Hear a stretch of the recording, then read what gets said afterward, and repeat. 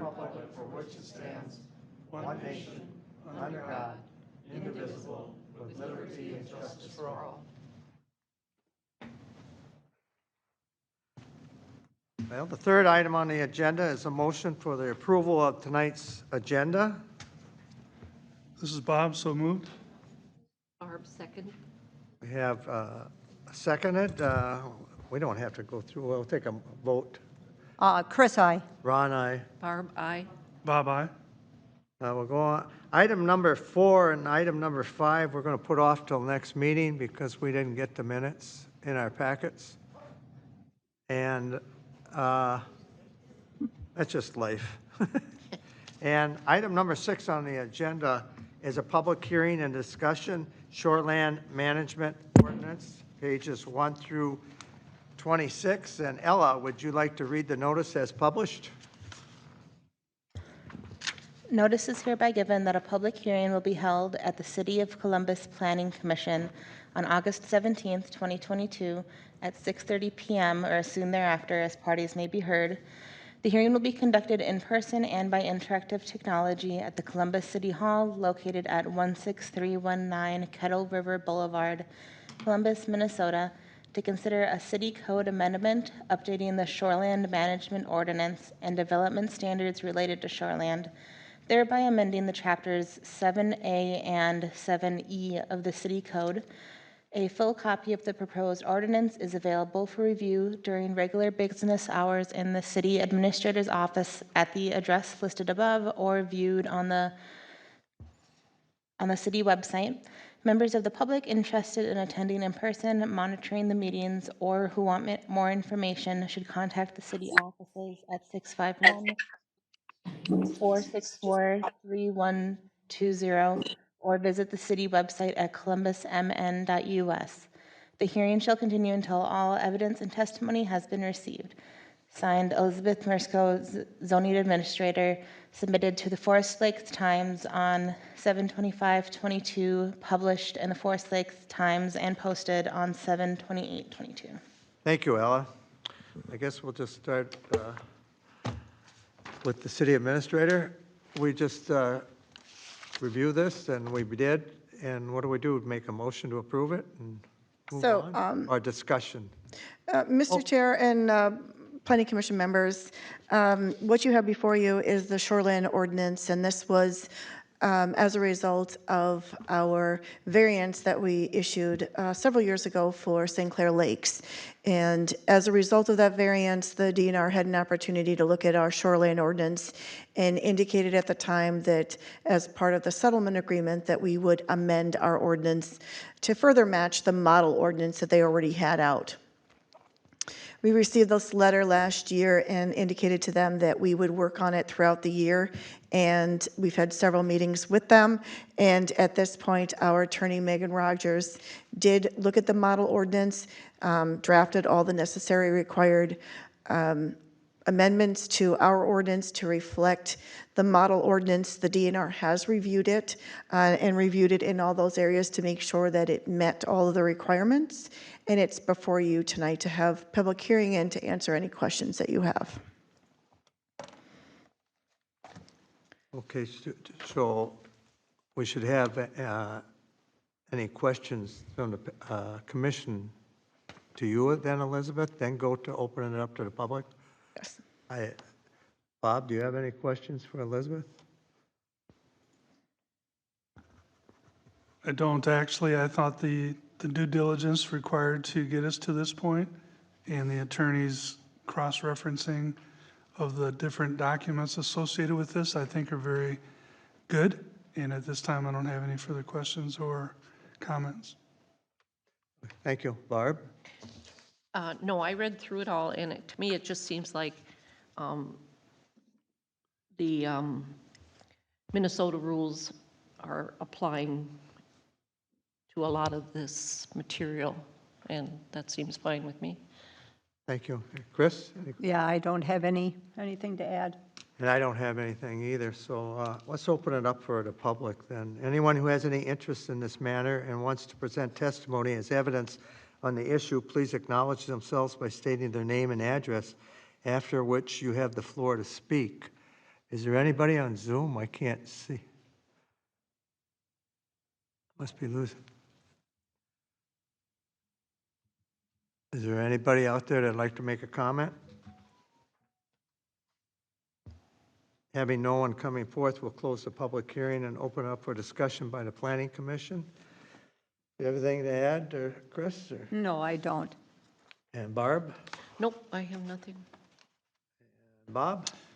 Not at this time. And I don't either. Anybody like to make a motion to approve this amendment to Chapter 7A and 7E related to shoreline management?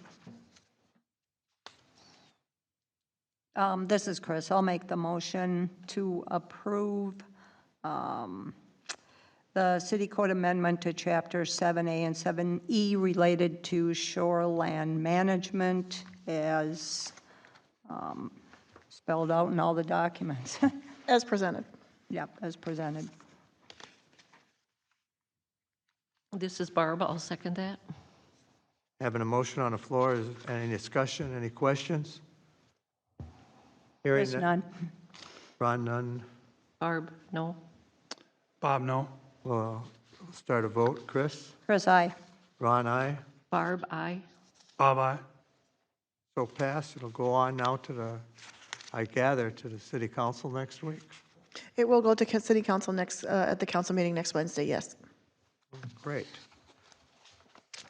All right, we're going on to item number 7, discussion, residential zone business moratorium study, pages 27 through 66. Discussion, meetings 2, storage, screening, building space, sights, sounds, odors, and signage. And then there's discussion, meeting 3, vehicle storage, traffic, customers, and employees. And so Jessica, are you going to handle this? I think so. Well, good evening, everybody. Welcome to meeting 2 and 3 of our residential zone business moratorium discussion. We're really getting into the meat of the moratorium and the ordinance. And thank you. I'm not used to speaking so much here at the meeting. And I look forward to the discussion. You know, let's not waste time. Let's get right into it, I think. We're going to start with the memo that I had sent to everyone that says moratorium meeting 2, and it includes city council feedback, is at least the one that I'm referencing. For meeting 2, we're talking about storage, screening, building space, signage, and sights, sounds, and odor. Okay. So those are the topics, 4 topics that are included for meeting 2. As we go through these, I'm going to first read off the current rules, then I'm going to read the questions that were posed to the group, and then go through the recommendations from city staff for how the ordinance should be amended for that particular topic. And then we'll have some discussion and hopefully come to an agreement on a recommendation for that section of code. So the first one here is storage. Currently, no outdoor storage is allowed for both types of home occupations, both home occupation 1 and home occupation 2. The questions that were posed to the group are as follows. The first is, should outdoor storage be allowed with home occupation 1? If so, under what circumstances?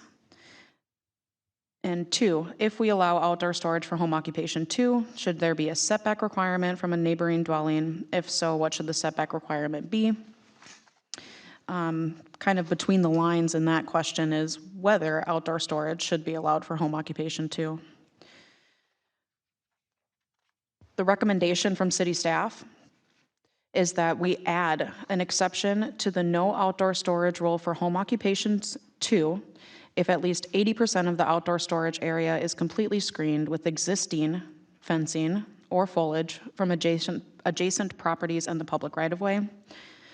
2, limit the total outdoor area for outdoor storage to 800 square feet or less. 3, require the outdoor storage be located at least 50 feet from the property line and entirely to the rear of the residence. And then there's a special recommendation for corner lots where the outdoor storage shall be located at least 75 feet from the public right-of-way with screening. So to go back, the first question that we should talk about is home occupation 1, which we're understanding is a low-impact situation where we have somebody kind of working in their office, running a business type of a deal. And the question posed to the group is, should we allow outdoor storage? Currently, no outdoor storage is allowed for both home occupation and 1, or home occupation 1 and 2. It seems with the feedback that we received, there is a consensus that no outdoor storage should be allowed for home occupation 1. Are you looking for our response to that? Yeah, do you agree? Yeah. Outdoor storage with home occupation 1. Should we go down the line? Yeah. Chris? I agree. No outdoor storage for home occupation 1. I agree also. I agree. This is Bob. Question. Home occupation 1, would that include a owner-operator truck driver?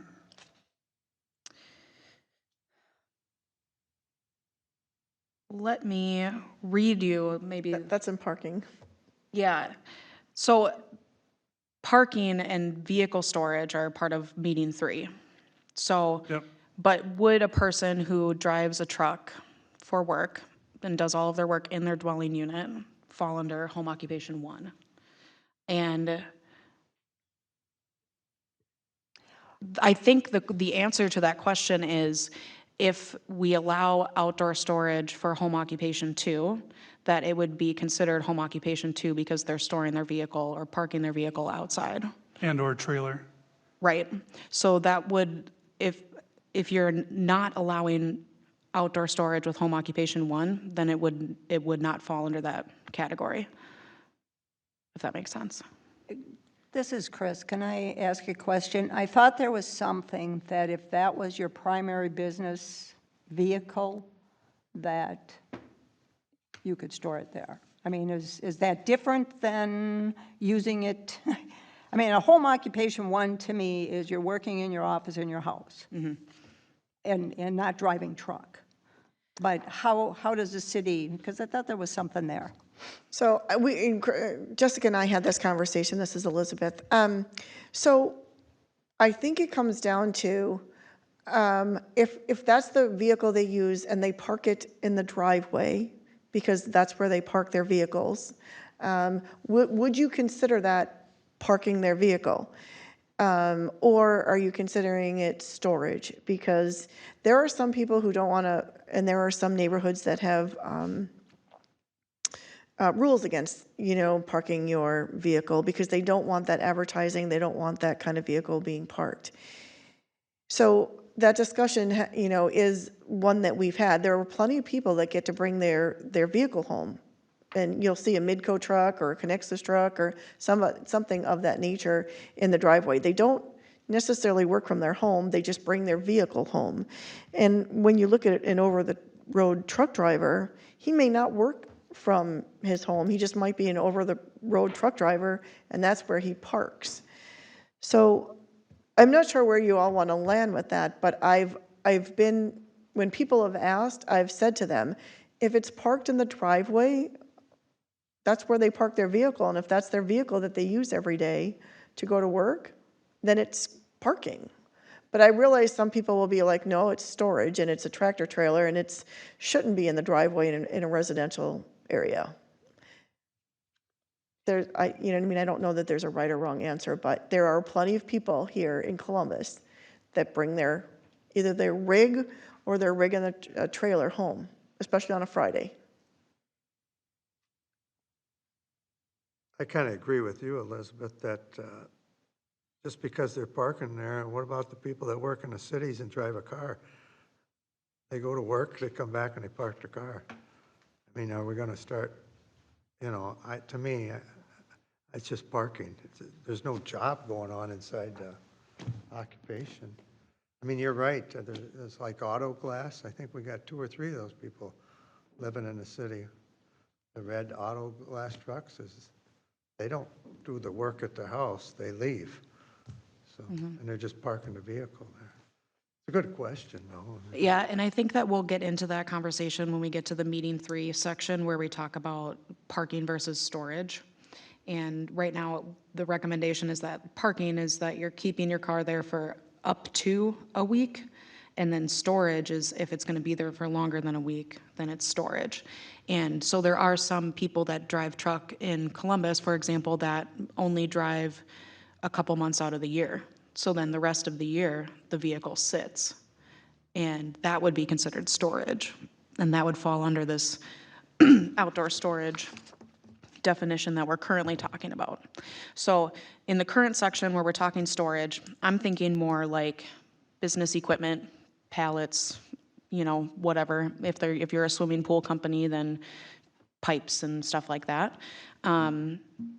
If they're going to be leaving a vehicle for longer than a week, it would fall under outdoor storage, is my current recommendation. So I think that we might be able to come back to this when we get to the vehicle storage and parking question later on. Jessica, follow-up question then. Yeah, Outdoor contractors such as lawn maintenance, snow removal, equipment on site. You know, obviously during off-season, that equipment's gonna stay parked. it would be stored. I want to make sure we get our language, like, Well, that's what I'm asking is, because I'm a little confused on whether it's parking or storage. if it's going to sit in the same spot for longer than a week, is my current recommendation, it would be storage. And it would fall under this outdoor storage section that we're talking about here. But your example of like an auto glass person that has their truck that they, you know, they drive every day to and from, that would just be parking. So that wouldn't be part of the section that we're talking about today, or right now. So, and, you know, I'll read you what we decided our current definition is of home occupation 1, so that we can kind of get our bearings. Any gainful occupation or profession engaged in by the property owner and/or occupant of a dwelling. A home occupation is a small, home-based, family or professional business where the economic activity is performed within a dwelling unit with minimal storage in an accessory structure. So it's really meant to be confined to the dwelling unit. So this is where the question I usually get is, I'm a plumber and I don't do plumbing at my own house. I might do it on my own, but all my jobs are outside. You know what I mean? And I go and do plumbing every day, but I park my truck in the accessory building. So I've always considered that a home occupation because in the home occupation, it says you can use a 10 by 30 space in your accessory building. And so if people have asked me about a home occupation and they were a plumber, I said, do you do your billing and your scheduling your appointments out of your house? And they usually say yes.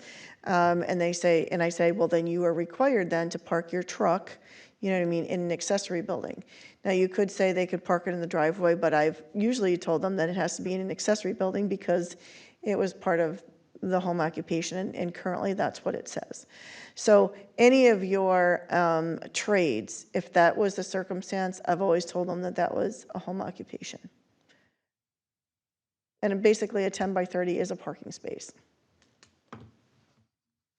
So if we had somebody that said, I drive truck 2 months out of the year, and the rest of the year I want to store it outside on my property.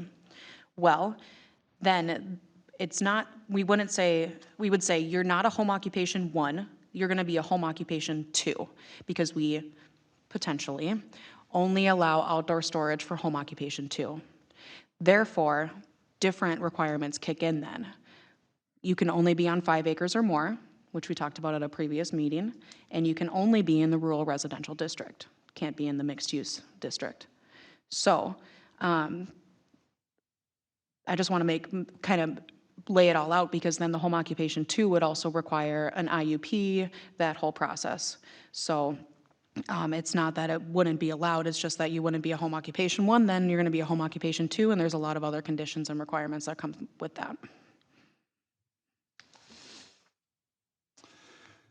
So back to the original question, I don't believe outdoor storage for occupation 1 should be allowed. Okay?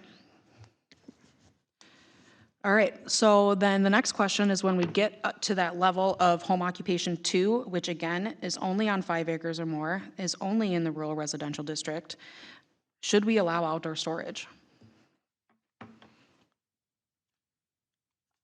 Chris, no.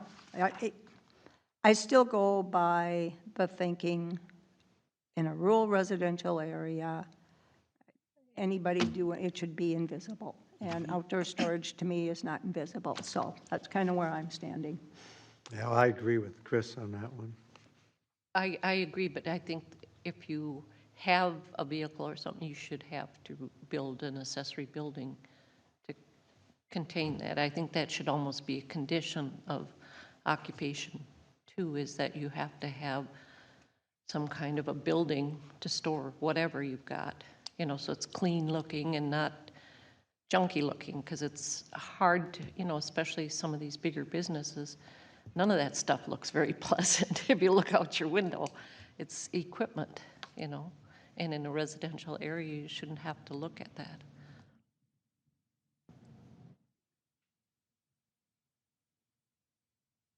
Bob, you got any thoughts? I'm actually torn on this one a little bit.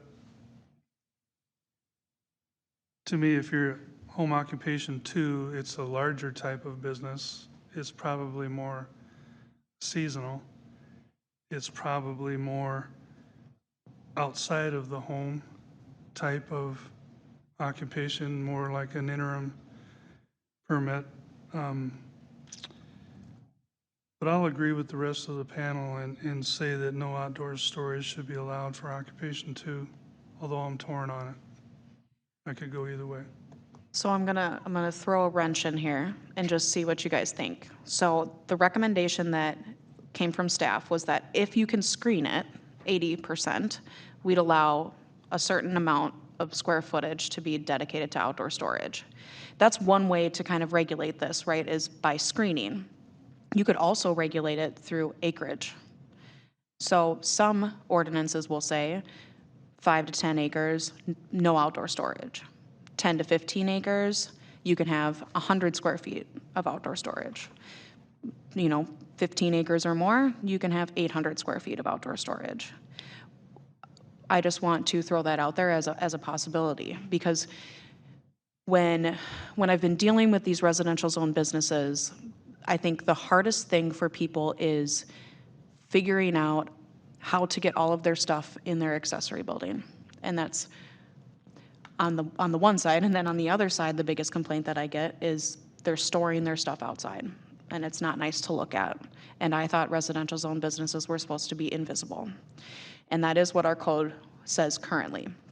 So it's that push and pull between wanting to regulate what's currently going on so that it looks nice and people can feel okay living next to it, but also understanding that it can be hard to regulate at times, and it can be hard to enforce a square footage requirement on the amount of outdoor storage. But I will tell you, that's what is happening in Columbus right now, is residential zone businesses are, whether they're permitted or not right now, they're storing stuff outside.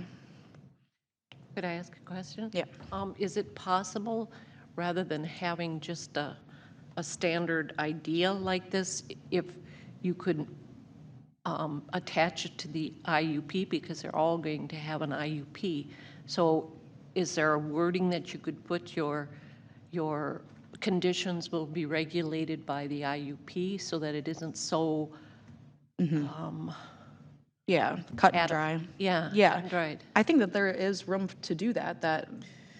You can't be arbitrary. I mean, you have to be able to apply it to all. So if you're going to allow storage, having standards is an easy way to apply it.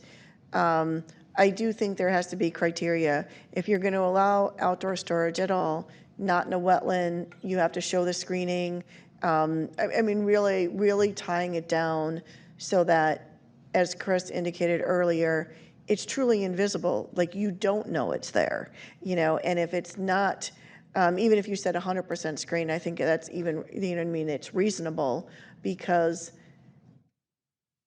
I think that right now, this is our biggest problem. People like their accessory buildings, and they don't want to put other stuff in it when it can be outside, because they use them, and or they can't build it big enough. So the business on Notre Dame, I'm drawing a blank on his name, where he had the flatbed and the tractor trailer, and you know what I mean, and he was an over-the-road truck driver, and he needed space. Well, he couldn't fit his 53-foot trailer in the accessory building because it was too little, the accessory building, and then he built a bigger one, you know what I mean, eventually being able to close the doors because of the noise. So I'm not sure what the answer is, but if we're going to go down that road, we need to make it so that someone can enforce the conditions. Oh, sorry, go ahead. I was just going to say that there could be some criticism or critiques of how the conditions are being applied, because there's no set standard. If somebody comes in that there's a perception that we don't like him or her, and we gave them stricter standards than somebody else who had the exact same type of business, you see where there could be kind of an issue with that if we just say, oh, we're going to consider outdoor storage on a case-by-case basis. And this is Chris. I noticed a lot of the examples you gave have no outdoor storage. And I get it that that you got a problem here right now with it. And a bulk of it is not permitted. The other part that it is permitted is it's not enforced. And we love this word, everything morphs. It is so hard to, in my opinion, to enforce this. And it's like anything. You give somebody some room, and they grow, and they grow. And it's hard to enforce that. It's hard to keep track of it. And if we don't allow it, we don't have the problem. We don't have the city staff problem. We don't have the compliancy problem. And we don't have the neighbors complaining. And we know ourselves, screening is so difficult. It is so hard to screen. And even if you say 100%, what does that mean? I get to look at this ugly-ass fence across my, is that qualified? So you trade off looking at trucks or whatever to looking at a fence or a rundown fence or trees that die. And I think it puts the city in a tough spot because you can't enforce non-permitted businesses now. How are you going to enforce permitted businesses or say the screening is fine? So, and again, I go back, most of the examples you give have no outdoor storage. And we talked about us being the dumping ground for trucks. Are we going to be the dumping ground for businesses, people moving here residentially to have any type of business? And we all go around these areas and we see junk. It's already there. It's already there, and the cat's out of the bag, but why are we going to say now it's okay? So I do think then if that's the direction you're all going, I think Barb had a good point in saying, you don't get your interim use permit until you have a big enough building to put your stuff in it. And when they come before us and they say, I have a front-end loader and a dump truck and I don't know, whatever it is, the laundry list of what they have, then they have to prove to all of you that their building is going to be big enough to put it in, and if they don't, then they don't get to have the storage and they don't get to have a permit. Right. And this is Chris again. It's a luxury to have a residential business, in my opinion. And if we're going to have people that think they can have front-end loaders and this and this and this, do they really belong in a residential area? Should they not be looking at commercial property? I mean, Just a thought. I agree, because my dad was a truck driver, and we lived in Roseville. He couldn't park his truck up on our driveway. It just was not allowed. He had to find someplace else. He ended up taking it to a gas station and paying the guy so much a month. You know, it just, the neighbors wouldn't have it, so it was, you know, not allowed in Roseville. And I also see that most of them don't allow screening. To me, screening is just as offensive as, you know, equipment there, because like you say, if it isn't a nice fence or if it's not kept up, then it becomes an eyesore. So, you know, and I think if you're going to have a business there, then you should have an accessory building, and you should pay taxes on that accessory building. You know, because of, like you say, it's a privilege to be able to keep your equipment on your property. But to just have it scattered all over your property, then you're not paying any more taxes than if it was a resident. So the resident next to you is saying, well, we're paying the same amount of taxes and you're keeping all your junk out there and I don't want to look at it, you know? So if they have an accessory building, they will have to pay taxes on that accessory building. And that is, in my opinion, the job of the city, to make sure that everybody is treated fairly, you know? If you're going to have stuff on your property, it should be concealed and invisible. This is Ron. Is there a perfect city? I say that because I drive around to these other cities and I see the same thing going on, and I don't know how I think we can make it, like Chris probably said, you either have to have somebody out there policing it or it morphs. And I mean, I think it's great to write this ordinance and get it going, but I think every city's having the same problem, how to enforce it. I mean, or else you pay attorneys or you threaten people, by telling them, get your property in order, and I'm sure that's happened a lot. Mm-hmm. But I go along with everybody here that, I mean, we can write it, and I think it's good to write it, so that you guys have some rules and say, this is the rule, but I do go back to invisible. I mean, screening is, they can say they got 100 oak trees sitting there. Well, they blow down, darn well, we're not going to wait 150 years for them to grow back up. It'll just be a junkyard again. So I think we should just write it as it is and see how we're going to work with it. I would also like to say that we're doing this to give the staff some place to start, so that when they have people come in and inquire, they have some rules so Right. that hopefully it'll discourage any further. We can't do anything now with all the people that have stuff like that. That's something for in the future. But they need something where they can say, these are our rules and this is where it starts.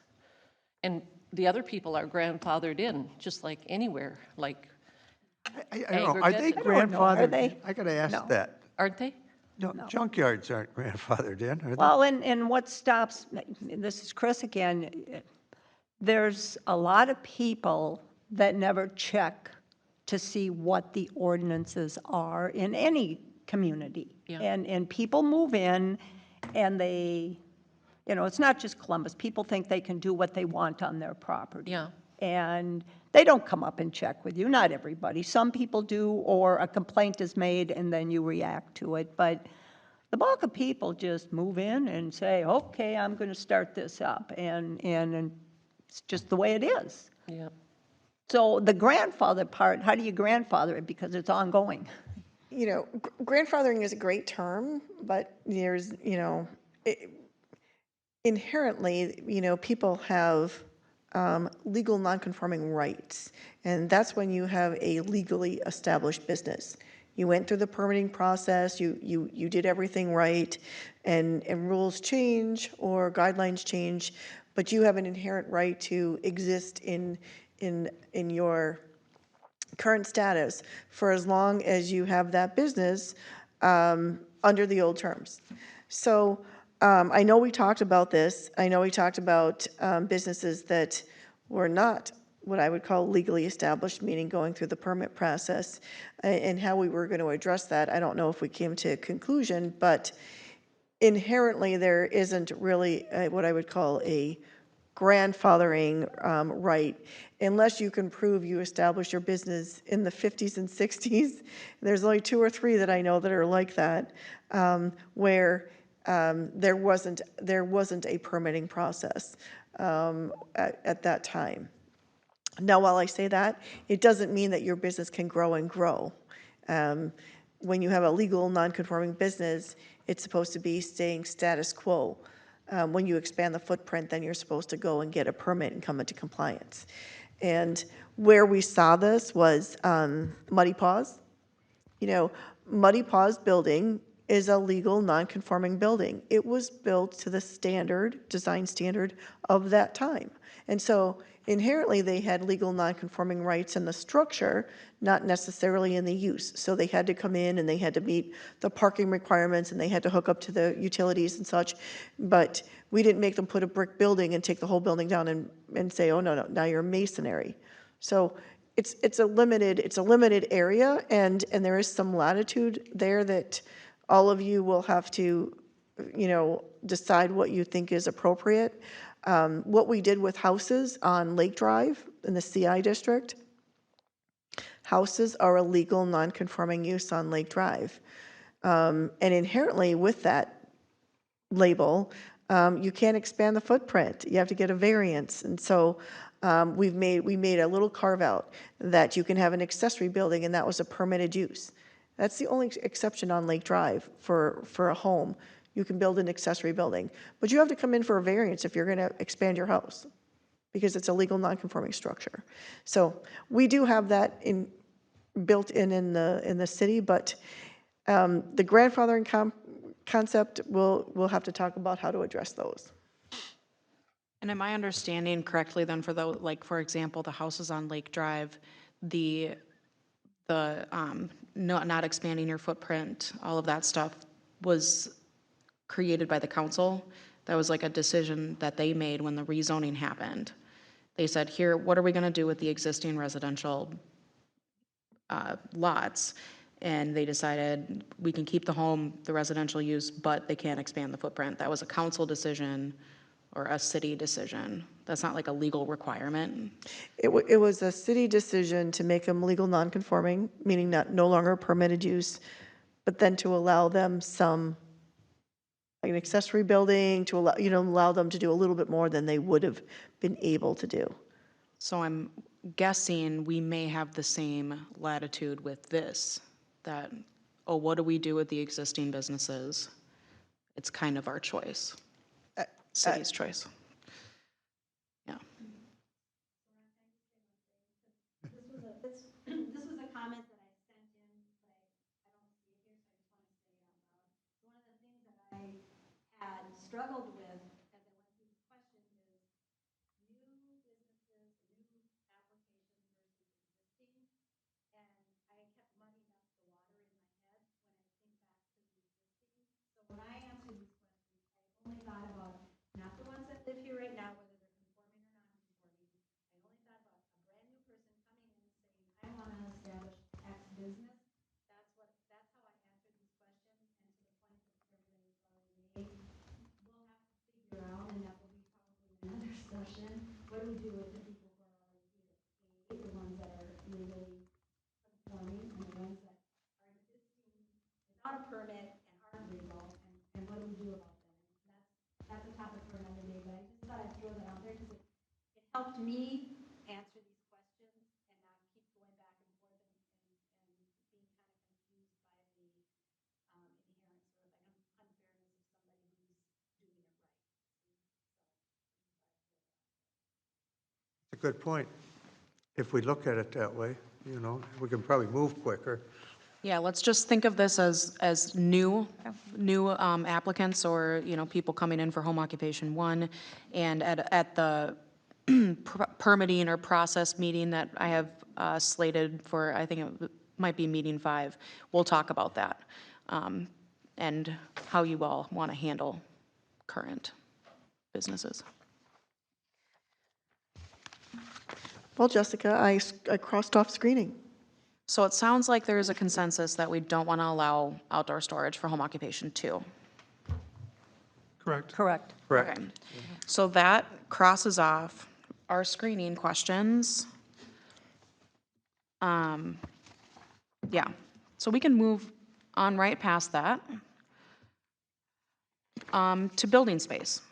So building space is, the question is, how much of the dwelling unit should we allow to be used for either home occupation 1 or home occupation 2? And as part of that question, would we allow accessory buildings to be used for either types of home occupations, and how many accessory buildings? Should there be a limit on accessory buildings? So currently, for home occupation 1, it's limited, the dwelling unit is limited to 20% of its square footage, and you can use 300 square feet of an accessory building. Home occupation 2, there's no limit on the amount of principal or accessory buildings to be used. So my questions are, let me see here. Should there be a limit on the amount of principal or accessory building space to be used for home occupation 2? And should there be a limit on the number of accessory buildings that can be dedicated to home occupation 2? My recommendation was to keep the current rule for building space for home occupation 1, which is, again, 20% of the residence and 300 square feet of an accessory building. And then the other recommendation for home occupation 2 was to add a 30% limit to the floor area of the dwelling unit for home occupation 2. So let's start with home occupation 1. Is the rule of 20% of the dwelling unit acceptable? And is 300 square feet of an accessory building accessible for, excuse me, acceptable for home occupation 1?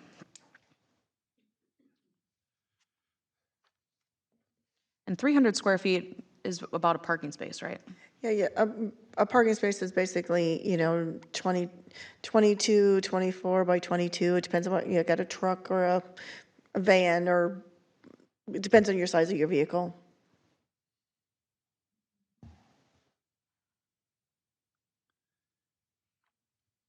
I've given this a lot of thought, and the question that keeps coming back to me is, do I care how much is being concealed from the general public? I think at some point, if you don't put a limit on the amount of the residence that can be used for a business, it's no longer a residence. If somebody takes it over and uses their entire home for their business, then is it really a residence? So I may misunderstand what accessory building is at this point. So to me, that's an outbuilding away from the primary residence. And so it sounds like you're including the residence home for storage. Maybe I'm just not understanding the question the right way. But this isn't really storage, is it? It's like office space, or if Yeah. you have clients, say you run a massage business and you have a room that's your office, and then you have a room where you work on patients. So it's an accessory space, okay, So instead, it not a says, building. yep, home occupation 1 is limited to 20% of, let's just call it the residence. I don't like the term dwelling unit. So 20% of the home is limited to the business. And then on top of that, there's a limit of 300 square feet of an accessory building or a garage. So you can have multiple accessory space on a site, which includes a pole barn or a garage, or would that also limit each of those structures at 20%? No, the 20% limit is just on your residence. Okay, Yep, and the current rules for home occupation 1 is, it says a 300 square feet limit on accessory building space. It doesn't address whether you can have more than one accessory structure, and whether that 300 square foot would be applied to all of the accessory buildings or each accessory building individually. So I suppose that's a question that could be addressed as well. I hadn't even thought about that. And I've applied it, you get one. You get That's, one garage, one accessory building, you get 300 square feet. And I make them sign off. So if they have 2 accessory buildings, they get 300 square feet in one of them. In one, and they tell me which one they're doing.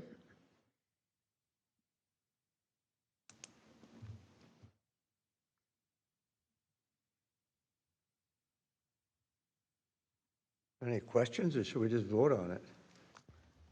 Yeah, so do we like the limit of 20% of the residents and 300 square feet of accessory building space, understanding the way that Elizabeth applied it? With one? One accessory building One with the garage. 300 square feet. Do we like that? Does that seem okay for home occupation 1?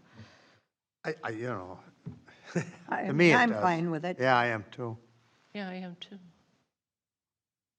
I think that some cities, I'd probably say the majority of cities, for their lower level home occupations, don't allow any storage in accessory buildings or any use of the accessory building for their home occupations. So, just throwing that out there. But I think 300 square feet is a small amount anyway.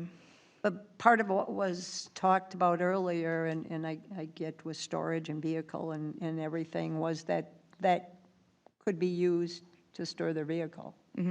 So, I mean, if they can't store their vehicle in there, then you eliminate it? Right. So I think we're keeping the current rule for home occupation 1 regarding the 20% of the residents and 300 square feet of accessory building space. At a future meeting, I think that it would be fair to talk about enforcement processes, and if somebody says we're going to do a home occupation 1, whether we want to send, say, a code enforcement officer out to the home to actually look at the space that the business is taking up. We can talk about that at a future meeting, but that could be a condition of home occupation 1 or a home occupation 2. So, speaking of home occupation 2, the recommendation that city staff had was 30% limit of the floor area that can be dedicated to home occupation 2. And there was no limit recommended for accessory buildings. So it looks like the responses we got were kind of 50-50. So this would be allowing, 10% more of the residents to be used for their business. And then we'll have to talk about accessory buildings if we think that we should be limiting the number of accessory buildings or the space dedicated to the business in an accessory building.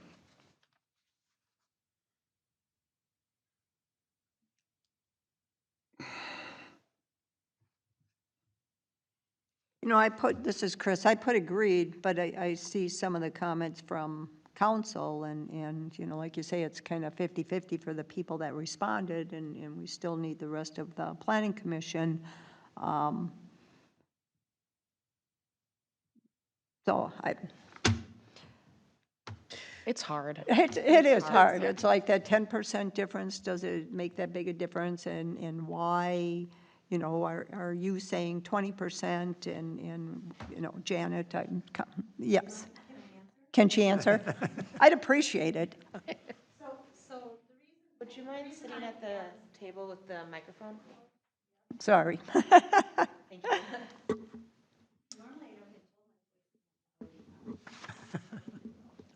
Need it for the recording. No, that's fine, I get it, happy to do it. Okay, so the reason I said that is, again, I go back to the idea of these are new businesses, and for me, it's like they should not be competing with businesses that really belong in a commercial area, right? So going back to your question about home occupation 1 and storage in a accessory building, we already said that definition of home occupation 1 is all the business is done in the house. So why do they need outside storage? They don't need it to park their vehicle because that's parking, that's not storage, right? Because they're not doing their business in the vehicle, they're doing it in the house. So that's why, in that case, I said, keep it at 20%, no storage in the accessory building, because all the work is supposed to be done in the house.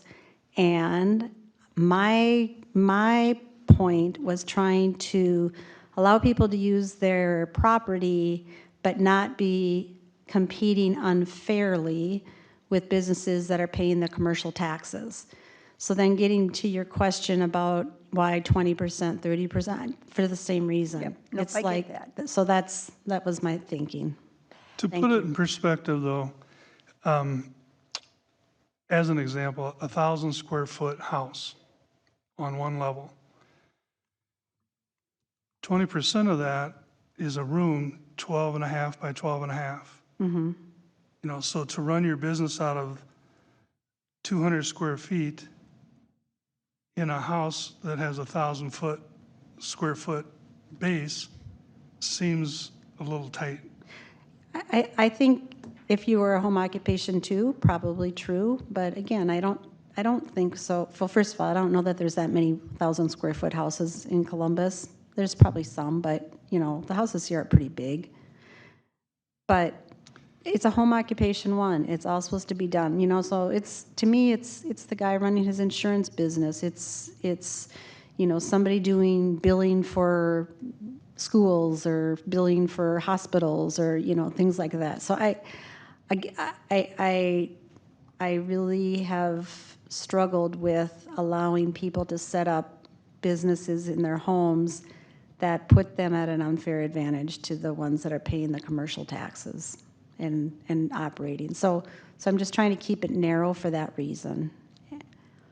And I think, you know, if you've got a business, a home occupation that requires more than 20% of your dwelling, then maybe you should think about relocating to a commercial zone. Thank you. Yes. I do have a question, and maybe some of it comes down to really the way these different areas are defined. Because I think when you talk about an accessory building, is that, say, the 300 square feet, is that for storing paper goods or whatever? Or is it to park your vehicle? Or is that parking and vehicle storage? I mean, it's confusing the And it way. could be any, I don't, you know what I mean, I just tell them what the size is, you know what I mean, I don't, you know, if they, I don't know, if they sell Avon and they, you know, store all their makeup in the garage, I don't, you know what I mean, like, Right, you know what I mean, so I don't distinguish, you know what I mean, we just have a lot of tradespeople in Columbus, and so that's what's come up in the past. It's the vehicles. Is the vehicles, but it could, but you're right, I mean, it just depends on what you do. Because it looks like in one reference, we're saying that should be under storage in an accessory building, but in the other, it's, so I just think we need to define what's what with this. Is a tradesperson that's working out of their house, is that 300 square feet for storing their vehicle, or is it that under vehicle storage? I mean, so that we're not crossing things over here. And right now, I'm confused with it. Sure. When I had written my recommendations, I viewed parking and vehicle storage outside only. So whatever people put in their accessory building is up to them. And I thought it was important to regulate parking outside and vehicle storage outside. Just outside, okay. Yes. Thank you for bringing that up, though, because it is. It kind is of confusing.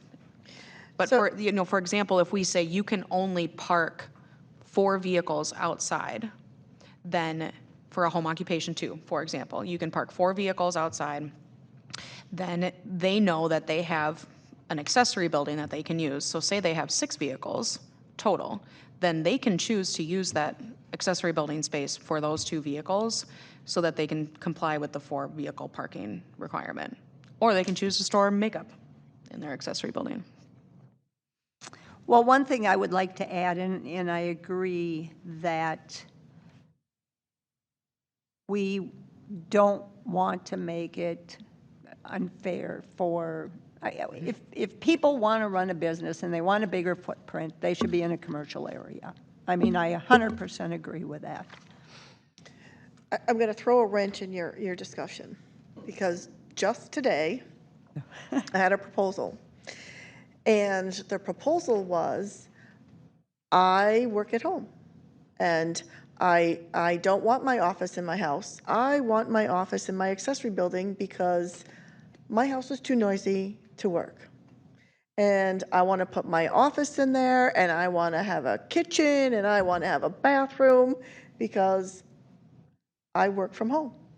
And I don't want to put it in my house. So my question is, are you going to treat those people differently and just let them have their office and as much space as they want in their accessory building because their business is not in their home, they just work from home? So I'm just throwing that out there because that is, what I just told you is a real proposal. And my issue, I will tell you my issue right now is we build accessory buildings for storage. We don't build it for people. Living. So I have issue of it, but what I'm saying is that more and more people are going to be doing that. Okay, I work from home. I don't run a business from my house. So when a person comes in and says they are working from home and they want to use their pole building as their office, isn't that different? I mean, and if they want a bathroom and a kitchen and all that, they got to meet building codes, they got to have the septic set up and all that. I mean, there's different rules that apply there. A home occupation and working from home, to me, are two different things. I don't have clients come to my house. So I'll reference back to the definition that we agreed on for both home occupation 1 and home occupation 2. They have the same, very similar. It says, sorry, I've lost it here. Home occupation is a small home-based, family or professional business where the economic activity is performed within a dwelling unit, blah, blah, blah. So I think the home-based is like, where is the business based? If you're working from home and the business is based in Blaine. Correct. Then it's not home occupation. And with this person that's coming in with that application, that really is the deciding factor in is it they are working from home or are they running a business out of their home? Yeah. To me, that's the question. But if they say they came in and they say, I run a home-based business, I run my Etsy page and I make crafts, and I want to have my office in the accessory building. Well, that throws a wrench in their life, doesn't it? I think that I think the issue they would come up with, I don't think that the way the ordinance is being written today wouldn't prevent them from doing that, because we're saying 300 square feet, say home occupation 1, use your 300 square feet however you want, but what they're going to run into is the building codes. And that's totally different, because in order to have a bathroom and all that, it falls under different rules. Yeah. You know, most outbuildings do not have a bathroom. And in order to run a business out of your pole building, you got to be ADA compliant and everything else. So, I mean, that brings up a whole different set of rules and costs to do that. So that's where I get back to is it's storage. The home-based business Is storage. is in your home.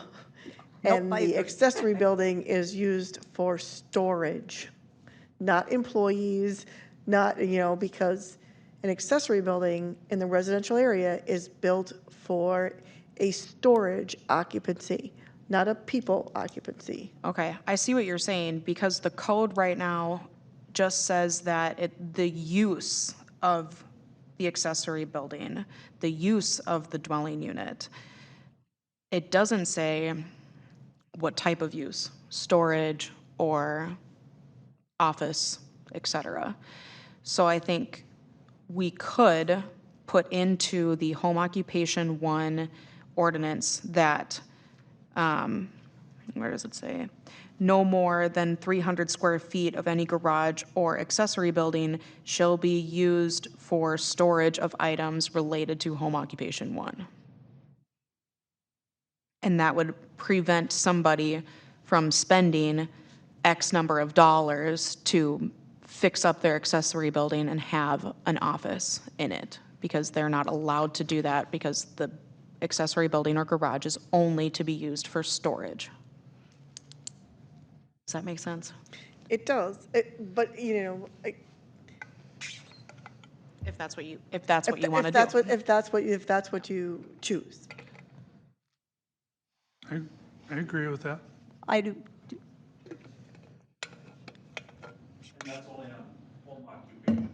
Just home, Yes. just home occupation one.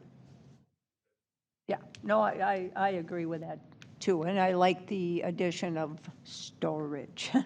Makes it simple. Yes, I agree. Agree?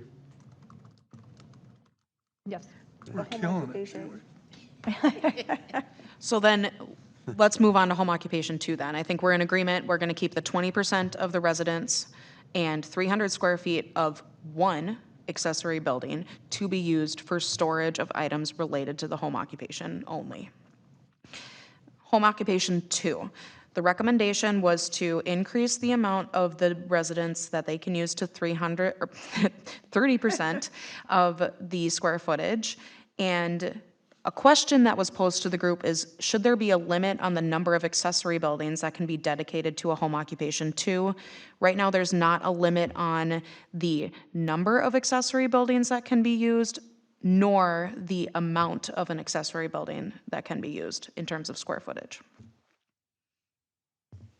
Is there a limit on the size of an accessory building? In general, when somebody comes to the city and says, I want to build an accessory building, there's a formula that the code has that is based off of acreage that tells you how big your accessory building can be.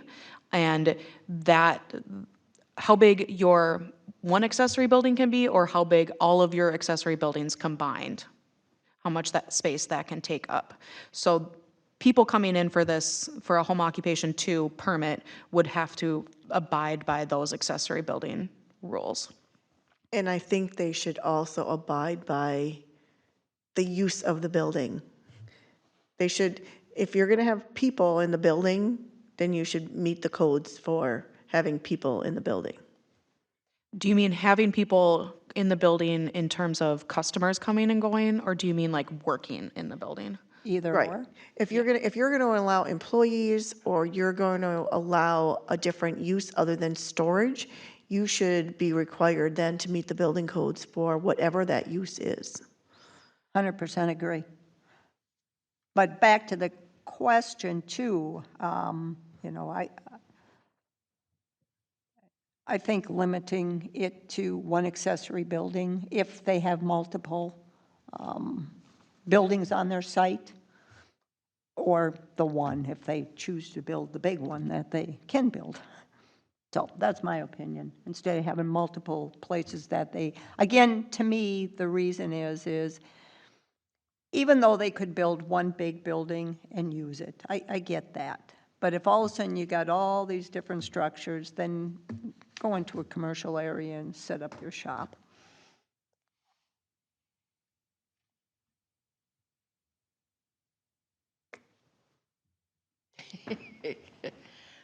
I think it should be one building. Because like you say, otherwise you could just keep building them, and especially if you had more acres. And then you've got your own little dynasty there. Is there a certain size of the acreage where that kind of goes away? Square footage on a building? No, even the smallest of lots has a minimum square footage of accessory building. I think it's like 1,200. I think in general in Columbus, you can build pretty big accessory buildings Yeah. compared to other cities. And do they include the wetlands too? You have to get watershed approval. Yeah, but I mean. But if you have say I 5 100 acres. Well, say I have 100 acres. Yep. Oh. And 90% of it's unbuildable. Am I only allowed to build on the 10 acres instead of the 9? Well, you have to stay within where the watershed district says you can build, but I don't think in terms of Square what footage? category you fit into for acreage, we don't take out wetland to determine what category of acres. But you still have to meet 2 septics, an alternative septic site and all that. So, I mean, you're always limited to where and what you can build based on all those factors. Well, I agree. I think one is better. It's simpler. I mean, it's just pretty black and white. You've got one building. There it is. Not like, oh, I'm over here and I'm over there. I don't know. Barb? I agree, one Bob? building. I agree with one building. Yeah. And do we want to limit the square footage of the accessory building that can be used for the home occupation too? Or should we just say you can use the whole building? To be consistent, Oh, go ahead. I think we should keep it at the same as the home structure, right? Oh, 30%? 30% in one accessory building for storage. Keep in mind, though, that you're saying no outdoor storage. So if somebody comes in and says, I got stuff, and I'm not allowed to put it outside, and I can only use 30% of my one accessory building. And keep in mind, we're not talking about vehicles. Yeah, We're not talking about parking. yep. And let me just throw something out there, because if we're you get back to personal property and business property, and we're either going to have one or the other outside. It's a tough one. I mean, I don't think you can limit it to 300%, because I think, a truck can take up that with no problem. So I think you would be maybe already having people pushing the limit and breaking their IUP or their ordinances just because of the nature of them. I mean, if we're going to allow somebody to use the building for an IUP-type business, home occupation too, if I build a 1,600 square foot building, 30% isn't that much. Now, I'm not promoting that we have these big businesses in residential areas, because I'm 100% they should be invisible, but I think we need to be, I don't know. I thought we were talking 30% of the dwelling Plus, plus the accessory building. I think the idea from Bob was to put the 30% limit Same. on the accessory building Yeah. as well. for home occupation too, so.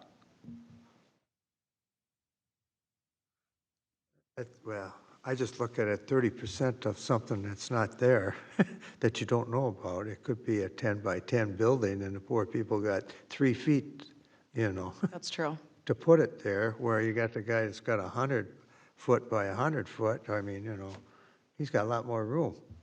And they still got the 30% of the house. And Right, but they should be able to use part of their dwelling for it too, because they have bookkeeping and stuff, most of them. Oh, and I don't think that's up for debate. I think that we all agree we're going to keep the 30% of the residents, yeah. Yeah, So it's just, this is the accessory building. yeah, do you want to limit the amount of the accessory building that can be used? And, I mean, this is a really hard topic, right? Because you want to give people the chance to run residential zone businesses. That's why we're even talking about this. But at the same time, you don't want an impact that should be larger than a residential district.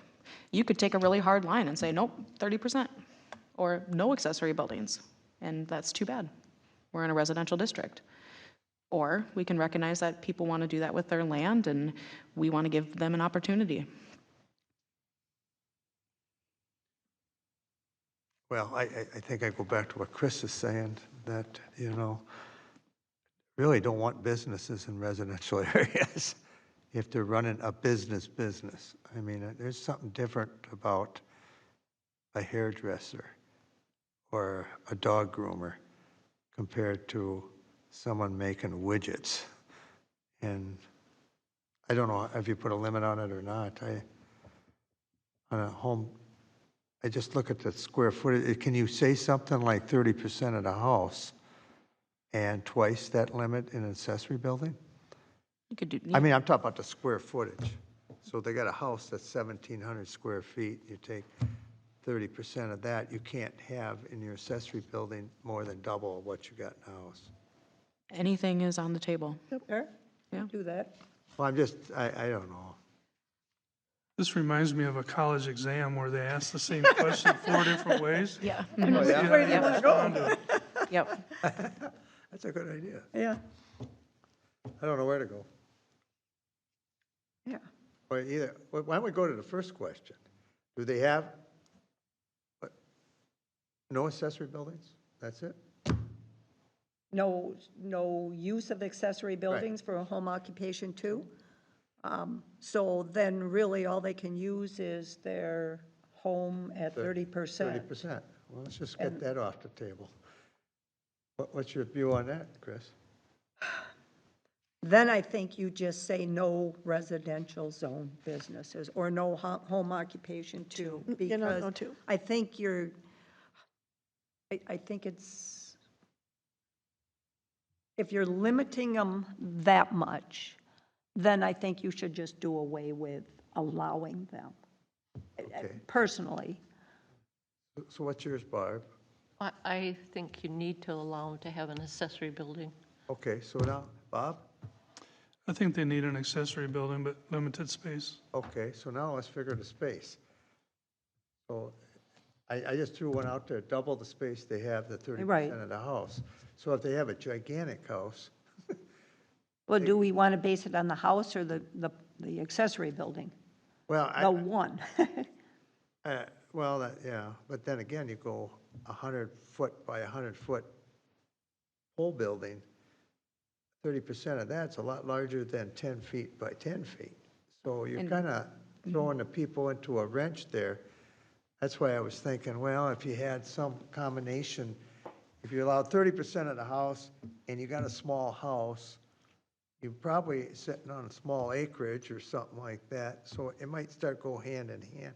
I don't know what the mathematical is. Well, you could do just a square footage limit. You don't have to do the percentage, Right. right? So you could just say 500 square feet of an accessory building.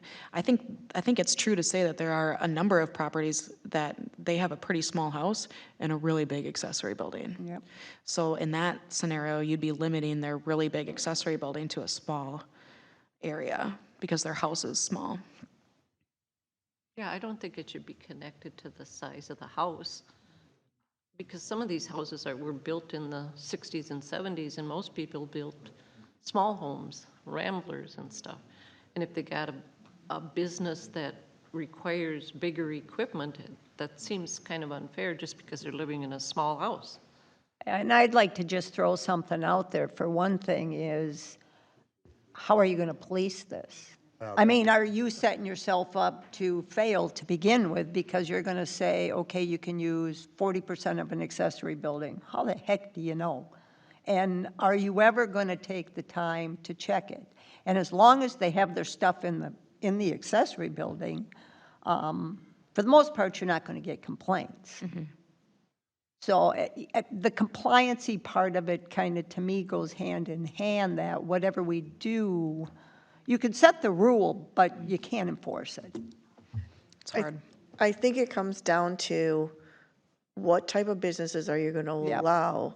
Because if you limit the type of businesses you're in the residential district, it doesn't really matter how much Right. storage there is. But if you're going to let every Yep. construction company, excavating company, Right. landscape company, I mean, there are some landscape companies that they have 12 pieces of equipment, then they can't even get it in their accessory building right now. Right. Right. You know, or if you're looking at auto mechanics or whatever else, I mean, they need a bigger footprint too, you know, so that's right. It really comes down to what type of businesses you're going to allow. And maybe in that case, you allow them to use the entirety of their accessory building and they choose how big they want it based on their business. Then you don't run into the enforcement issue of 40% of the accessory building.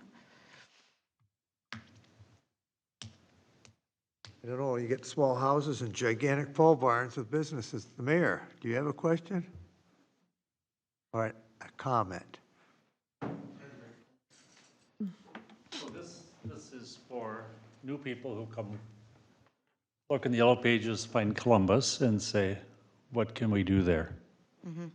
So why do you want a house with a giant pole barn full of whatever? Tell them to go to Stacy. Because every house in Columbus will sell anyway. because the market's hot and it will continue to be that way. So we're trying really hard to allow it to happen.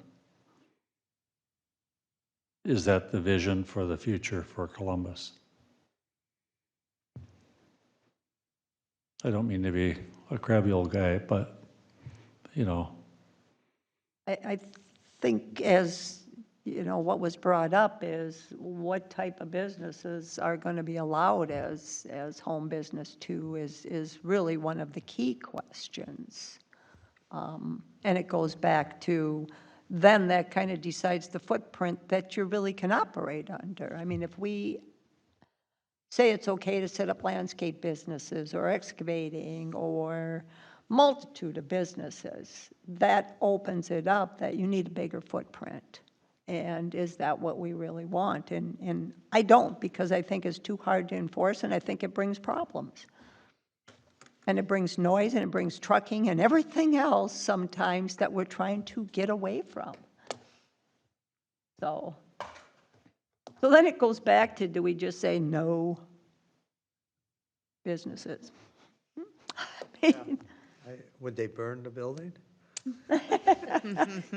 You know, I think there's a line, you know, do I think you should allow auto-related businesses in the residential district? No, but that's my own personal opinion based on complaints that we've gotten and traffic and cars being left outside and all those, you know, fun things. Do I think you should allow construction companies to have all sorts of excavating equipment and all that kind of stuff? That's a little, I mean, again, you have large equipment going up or down the road. So it really, it's really hard because you have some people that are really good, you know. Person on Kettle River Boulevard, he has a pumper truck. He's a, you know, one truck, one operator. It's a big truck. You know what I mean? You need a building to put it in. But again, it just depends on what you're going to allow in the neighborhood. I know in another neighborhood, when a septic installer, everybody hated the person in that neighborhood because the diesel engines ran in the morning, they ran at night, they smelled, you know, he did put everything in a pole building, but it didn't help. So it depends on what you allow in the neighborhood and what the tolerance is. And just to quickly, sorry, this is Frank, just to quickly follow up on that, and I don't know if this is going to make it easier or harder to kind of decide on what to do here, but we are, if I remember correctly, going to be talking in a later meeting about potentially businesses that will and won't be allowed. But that's going to be, I can't remember if it's meeting 4 or 5. Yeah, I think that, you know, the request to the group was to, as we're going, think about business types that, you know, might not work for home occupation 2 or 1. And I think we're getting to a point now where we're thinking harder about accessory buildings, and maybe if your business is so big that you would fill the maximum size accessory building on a 40-acre lot with your business, maybe we don't want that. And as you're thinking about this, start maybe making a list of the types of businesses that might fall into that category, because at a later meeting, we will, I believe that the group agreed that we do want to prohibit certain types of businesses in the city, or at least the majority of the group did. So we will be coming back to that question. So where I was going is, why don't you just allow them to use the whole building, and then when you get to prohibited businesses, you may back it down to 50%. It might make sense once you figure out what uses that you're going to allow. I agree. Yeah. I mean, it's because it all kind of goes back to what kind of uses. And when I look at parking or anything else, as I was going through this, it really kind of goes back to that same question. What kind of uses?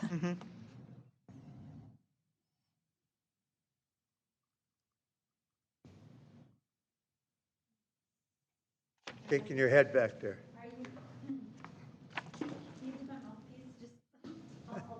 Why don't you guys just move up, sit up front? Yeah, sit up front. I'll save on your shoes. Didn't think I was going to say this much. So on the home occupation 2, remind me, 1 accessory building or unlimited or whatever the acreage allows? I think that the group was agreeing that we're just doing one. building. Right. But it is on the table that we would allow more, but I think what I'm hearing is just one.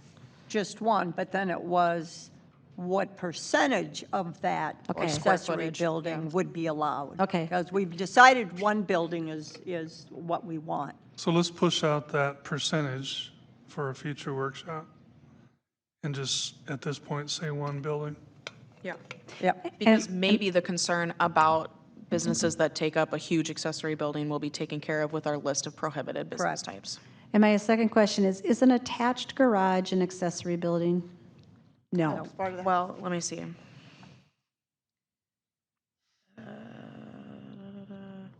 The way the definition is written, It's or. It But, doesn't, but I don't, if it's an attached garage, I don't include it. It's a detached garage, I do. So I think that's something we should just make sure we have consensus on, because when you think about it, you can have a house with a 3 or 4 or 5 car garage plus accessory buildings, and if the 3 or 4 or 5 car garage doesn't count, or is that part of the dwelling? It's part of the dwelling. So they can use 30% of all of that square footage, including the square footage of the garage? Okay. So that's something else to think about, because there are a lot of bigger garages too. I mean, I have a 3-car garage. so attached garages are not considered accessory structures, and the square footage of the attached garage is included in the square footage of the residence. Yeah. Okay. So I think to your point, Bob, like when you talk about the 20% or whatever, then that can greatly expand what they could use if it's an attached garage anyway. Could we make just a limit on the size of an accessory building that's standard? I don't know what size they normally are, and just say your business either fits here or, it doesn't. And if it doesn't fit, then you have to rent commercial property, you know what I'm saying? So that it's uniform. It could be only this big, but it could be smaller. But we allow big accessory buildings on residential properties. I mean, it's amazing what we can build on less than a 5-acre lot. I mean, we went through it with a gentleman that was on Bender that wanted the 5-foot setback. He was building a mammoth building. He had a tiny house, Yeah. I but remember that. because of the 2,400 square feet? Yep, I mean, it's huge. But I think the answer is, though, that having a residential business is a privilege and not a right. is. And so I think Columbus, we've decided you have the right to build X size of accessory building, and we've decided it's a big amount. But if you're going to have a residential zone business, home occupation, then you're only allowed to build X size of accessory building. That's what I mean, yeah. I think- You can make it smaller, but no bigger. But what if they come in without the pretense of having a home occupation up front? And they say, and, you start playing with the wording sometimes, you set people up to be dishonest.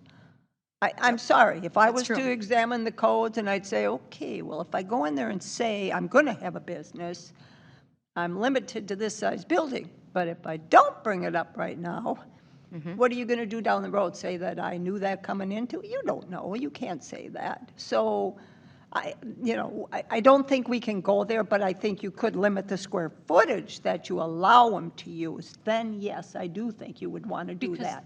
Because then you're already setting up a situation where we don't want a bigger business.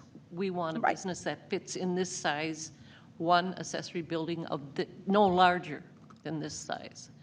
It But can I be still don't smaller. know if we can limit them to what size they can build when our ordinance says they can build this size building on this size lot. I just, can you?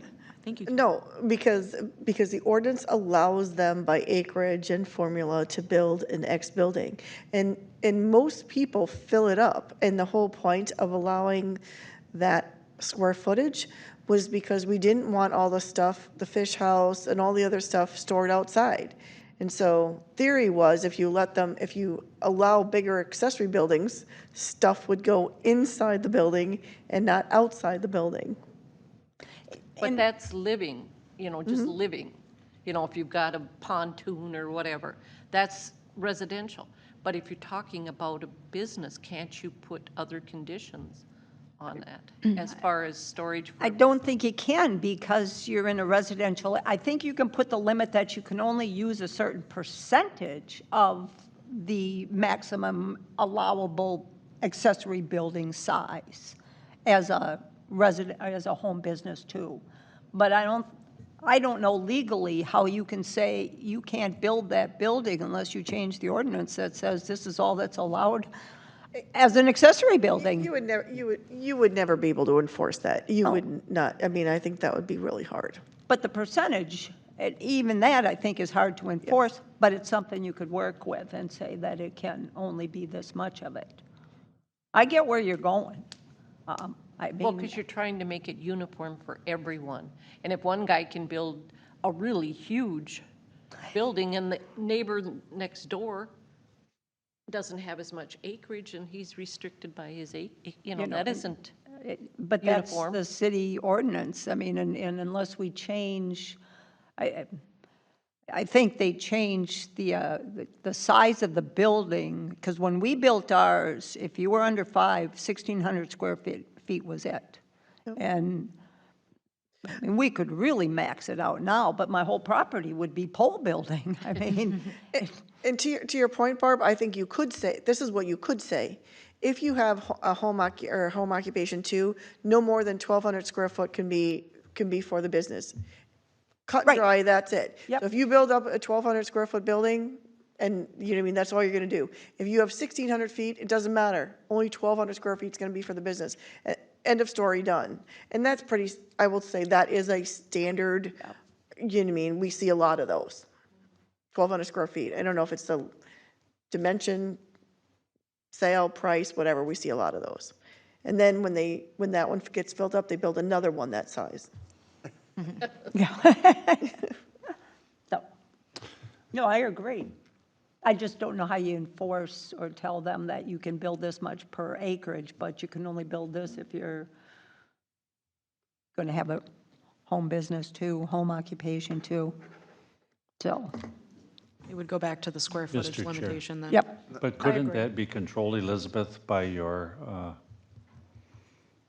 compliance officer? So they get an IUP, and he's going to use 300 square feet out of his building for his home business, home occupation business. And when his IUP comes up in 2 years or 3 years, you go out, or whenever the guy has time to go take a look. And if he's got 10,000 square feet of widget machines, he's busted. So then what do you do? Tell him to... Huh? Yeah, Don't bring that up, that's not our conversation tonight. Don't muddy the water. Yeah, but So I think right now we have This is a new, path. Yeah, talking new. yeah. So the entire building with no limit on square footage right now? Or do we want to do the 1,200 square feet? I say do the 1,200. Me too. Let's keep this. That's fine with me. I agree. Make it simple. Yep, Yeah, Make it as simple as possible. yep. Okay. That's fine. love it. Moving on to signage. This may be an easy one. So currently, home occupation 1 allows a non-illuminated sign no larger than 2 square feet in size. Home occupation 2 has the same size limitation, but it doesn't require it can be illuminated. And I believe, I missed this when I wrote this down, but I believe there is a requirement that it must be affixed to the residence. Let me just see if I can find that. for the home occupation? For our current residential zone business rules,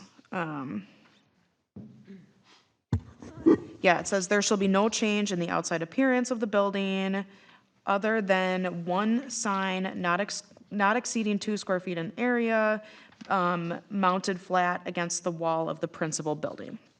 And I think that requirement is in, that was just our residential zone business requirement, so I don't know if that was in the home occupation one. So my question to you all is whether that rule is sufficient for signage for both home occupation 1 and 2, considering size, illumination, and whether it needs to be affixed to the principal building. I'll throw my 2 points out. I don't even know why we're having illumination in a residential area. Yeah, I agree. I agree. I just don't, I just hate to see a flashing light. Yeah, so you're saying that the sign should always be non-illuminated. That's my opinion. And that same size, the same as it is. Same as it is, old. Same it is. Yep. Yep. Should it be required to be affixed to the principal building? I think so, otherwise they're gonna stick them out on the street and all over the place. Well, that dog lady had that issue.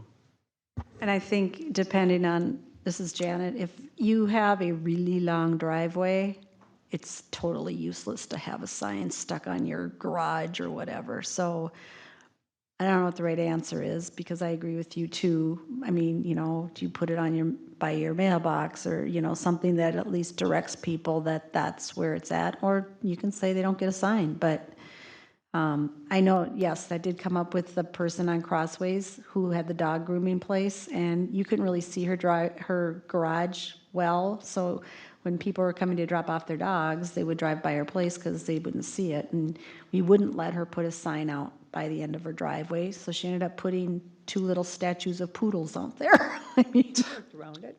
I said, she worked around it. That's one way to work around it. I think her name was Teresa, because I took my Yeah. dog there once. Yep. Yeah. But don't you think with all of the directional things on your phone and everything, GPS? that's not even Yeah. an issue anymore? It's, I think it's more an advertising thing, Barb. You know, like if you What? drive, it's more of an advertising thing. So you drive by and you see a sign for dog grooming, you know, 2 blocks from your house, and it's like, oh, I could bring my dog there. But you might not ever know that if you didn't see the sign. I think that's what they would argue. It's probably not as much about finding it as it is about letting them know it exists there. Well, then it's not invisible. No. Well, and also, the other side of it too is that in this day and age, if you can't search the internet and find out there's a dog grooming business down the street, then, I mean, you're not marketing your business very well. Also, you can't use maps to find it here, because most people don't get reception here. Yeah. Who I talk to. Well, what do you do with the eggs? Eggs here. But that's agriculture, isn't it? That's a whole, yeah, that's actually worth talking about what falls under egg and how that differs. Not tonight. Not Let's tonight. We're not let's gonna stay muddy on, up. stay on track. Yep. Yep. I Should we agree with the affix- signs. Affix the sign to the building? Yep. And I think they could get a variance if they, like the dog lady there, you know, if they have a driveway that's 108 feet back and you don't see the house. I've seen a couple signs that are attached to the pole on the mailbox. A friend of ours had one that way on Broadway, and there was also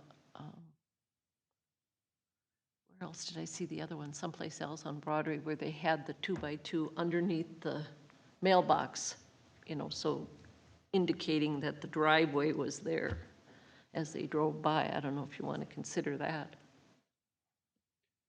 Well, either we're gonna have it attached to the house, that's it, or I mean, to the building, or then use the other one as a variance? Could you do that, or is that too much, Elizabeth? I mean, if someone come in here with a I don't know, I don't know that you would do a variance, but maybe during their presentation, they can plead their case. My driveway is 110 feet. You know what I mean? This is the only place I can put it.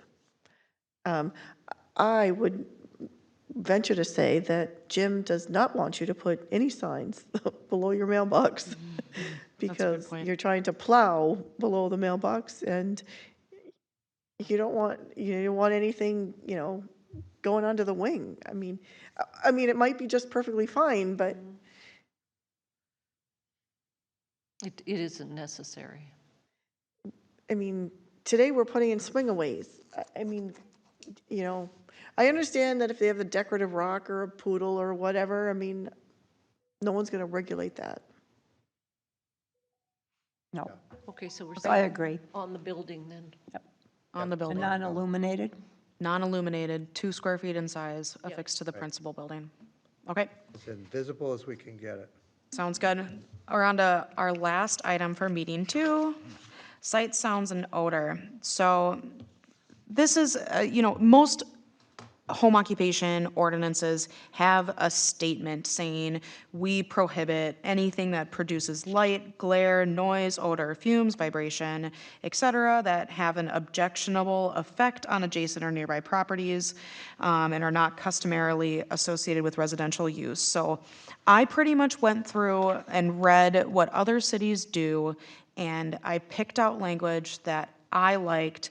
I liked the objectionable effect on adjacent or nearby properties, because it's like objectively, this is bothersome to the neighborhood. It covers adjacent or nearby properties, so it's not just to your immediately adjacent neighbors. And I also enjoyed having the not customarily associated with residential use part, just because we're trying to maintain that residential look and feel of a neighborhood. I did see, Janet, what you added, addressing the use of hazardous or environmental impacts. I think that it would be a good idea to work that in somehow. So I had written down, I saw that some other cities, when they say shall not create odor, dust, noise, electrical disturbances, glare, vibrations, or other nuisances, I was thinking of adding hazards in general to that list, as well as fire and fumes. So we would say shall not create hazards in general. And then we would have to come up with language for addressing environmental concerns. Which I'm not sure off the top of my head how to word that. Yeah, I don't know either, but I guess part of what I was thinking about is like the auto repair. If you got somebody who's got, cars with leaky oil pans or whatever, and it's getting into the water supply, or you've got a bunch of old batteries leaking crap all over the ground that seeps into the groundwater. I mean, that's the kind of stuff I kind of thought about. That the recommendation that others had didn't really address that. And I think those are the kind of businesses, or somebody who's got a lawn business and they've got a whole bunch of pesticides or herbicides that they store outside and their bags are broken or leaking or that kind of thing.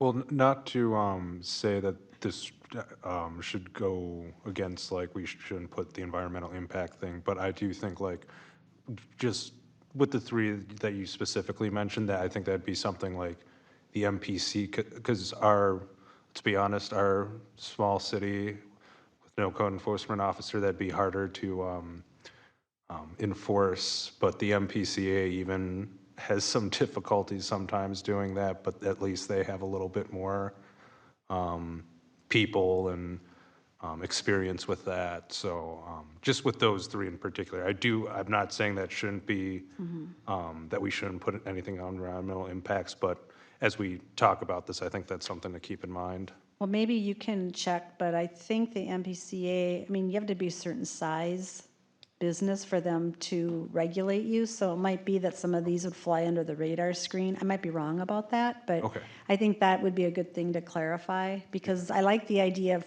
turfing it to the agency who's really responsible for it, but I'm worried that some of these aren't going to meet their criteria.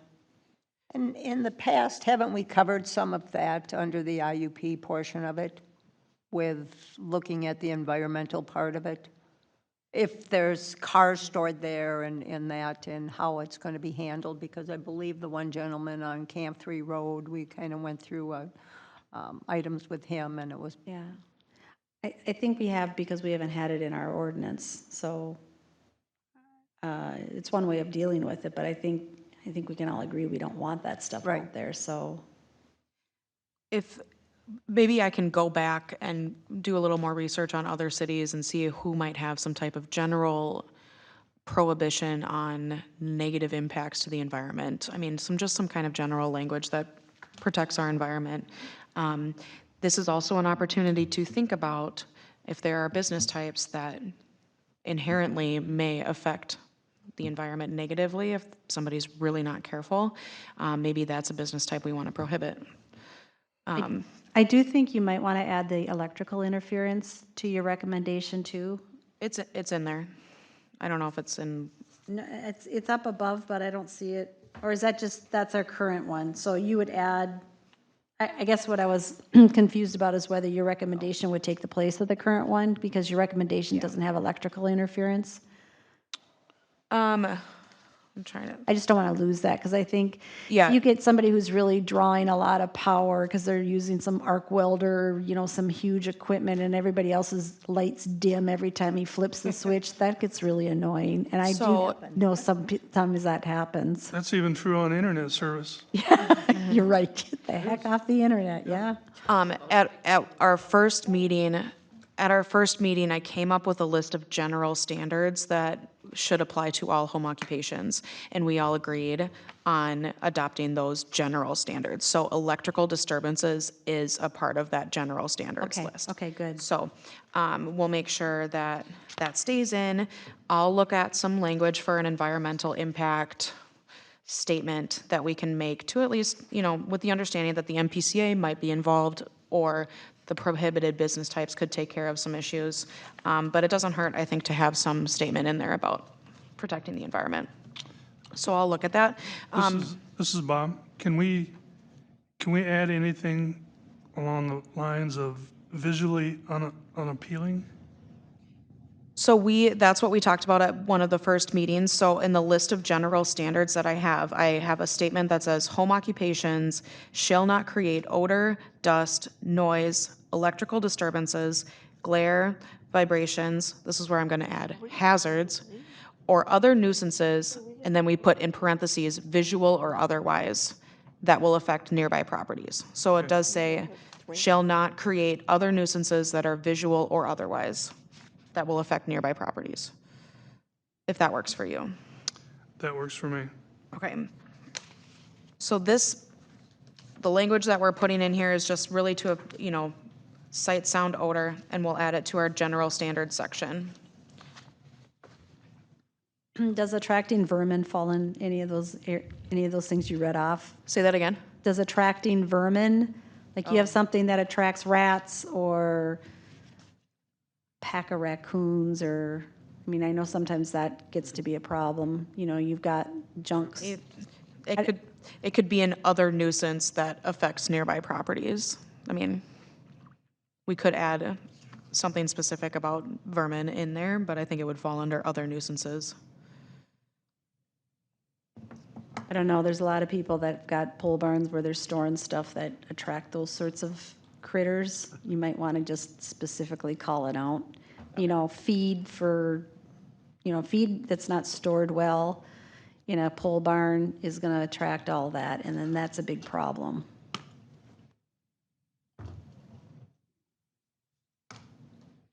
Anything else for this kind of section here? I know it's kind of just a vague catch-all for things, but.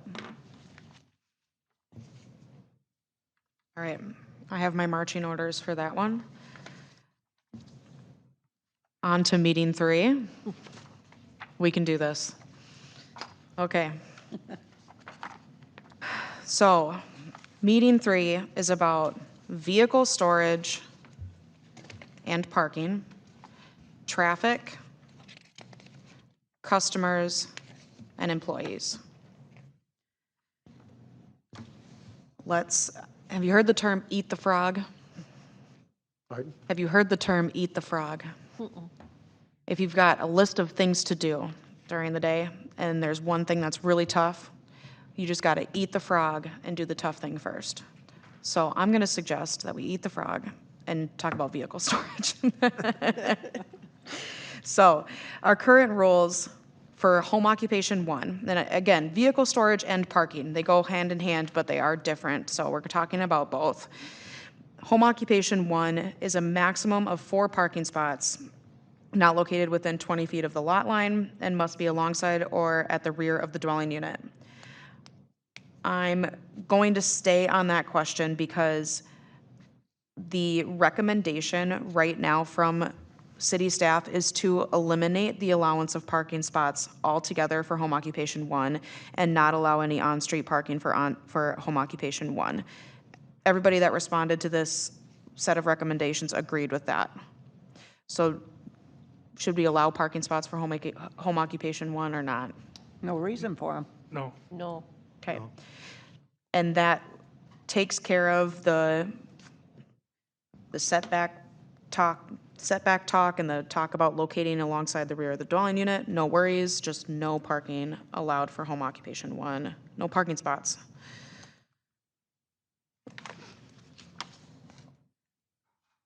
Okay.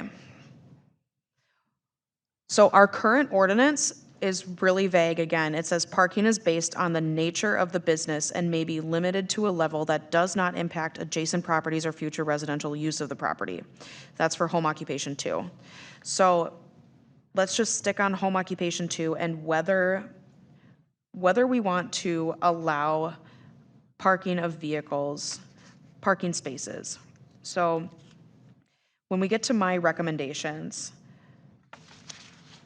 my recommendation is to allow a maximum of 4 parking spots, which would be in addition to the driveway. But you also said earlier that they have to move it at least once a week? So these parking spots, in my mind, the way I envisioned it, are for customers or employees. But I hadn't thought about commercial vehicles and whether Boxcars. they would be allowed to be parked there, right? Even if they don't run? You could say, well, in general, in Columbus, you're only allowed to have 2 inoperable vehicles outside. So they're allowed to, right now, you can have 2 inoperable vehicles outside. Well, it's 6. So, Those are unlicensed? or unlicensed. That's what our code currently says. Which I think is too many. I'm sorry, pardon? Which I think is too many. Yes. Too many. Because trees grow up through them. I mean, you can drive around town. I mean, they never leave. Put that on the list. I had a question, what I was thinking about when you were talking about the number for residential, even residential properties. There are a number of homes in Columbus where culturally people live together generations, and so you see 6 cars out there, you know? And my answer to that is you build a big enough driveway to accommodate the 6 vehicles, and you don't have to park on the grass. You know, there's no limit on how big your driveway can be. You can have your driveway go into your backyard. I think if you meet the standards of a driveway, then park in the driveway. You don't have to park on the grass. It looks terrible. And I don't blame neighbors for not wanting that to happen, because the grass starts growing up. You park it, the car dies, it's in the grass, it kills the grass, you get weeds. You know, people, you know what I mean, and it doesn't look good. Mm-hmm. I agree. One way to handle this too, if you noticed in other cities a few other cities will simply say, the parking and storage of vehicles is regulated by section blah, blah, blah of city code. And I think personally that the city could benefit from a well-thought-out ordinance that covers vehicle storage and parking in general, because right now, there's no limit, or I don't think there's anything in our code that says you can't park an operable licensed vehicle in the grass. Or, you know, so it's kind of a free-for-all when it comes to vehicles in the city in general. That's one way to handle it. I don't know that we want to tackle creating an entire vehicle storage and parking ordinance as part of the residential zone business moratorium. But I think there are some important questions that we should answer today about on-street parking, vehicle storage outside of the driveway, commercial vehicles, and parking spots. I don't know. No on-street parking. Can we all agree on that one? Yes. For home occupation 1 and home occupation 2? Yes. Oh, Great.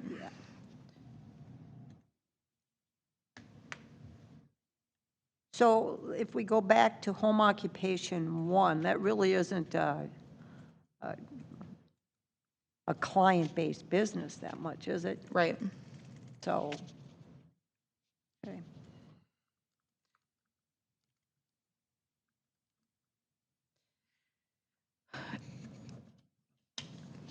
One of the questions I posed, I'm doing the opposite of eat the frog now. Let's find some things maybe we can agree on. Should the city allow parking of vehicles with the name of the home occupation outside? Parking, not storage. So if they have a commercial vehicle, auto repair, whatever, and it says Joe's Auto Repair, whatever, on their truck, and they drive their truck to their business every day, It's would we not allow that? invisible. It is not invisible.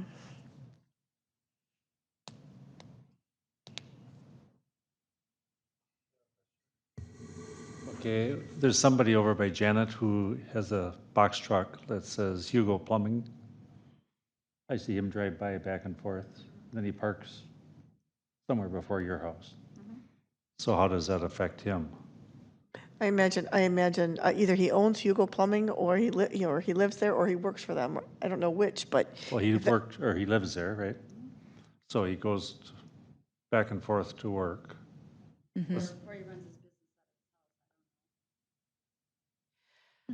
I think we have to be careful about when we're talking about commercial vehicles on residential properties in general, and when we're talking about home occupation related vehicles. Because tonight, I think we need to focus only on home occupation related vehicles. Not to say, I'm not saying that commercial vehicles parked on Columbus residential properties is not a problem. But I think we need to stick to home-based home occupations. Well, wouldn't that, I mean, if you have a vehicle with a sign on it, wouldn't you be violating the sign ordinance that we said 2 feet by 2 feet?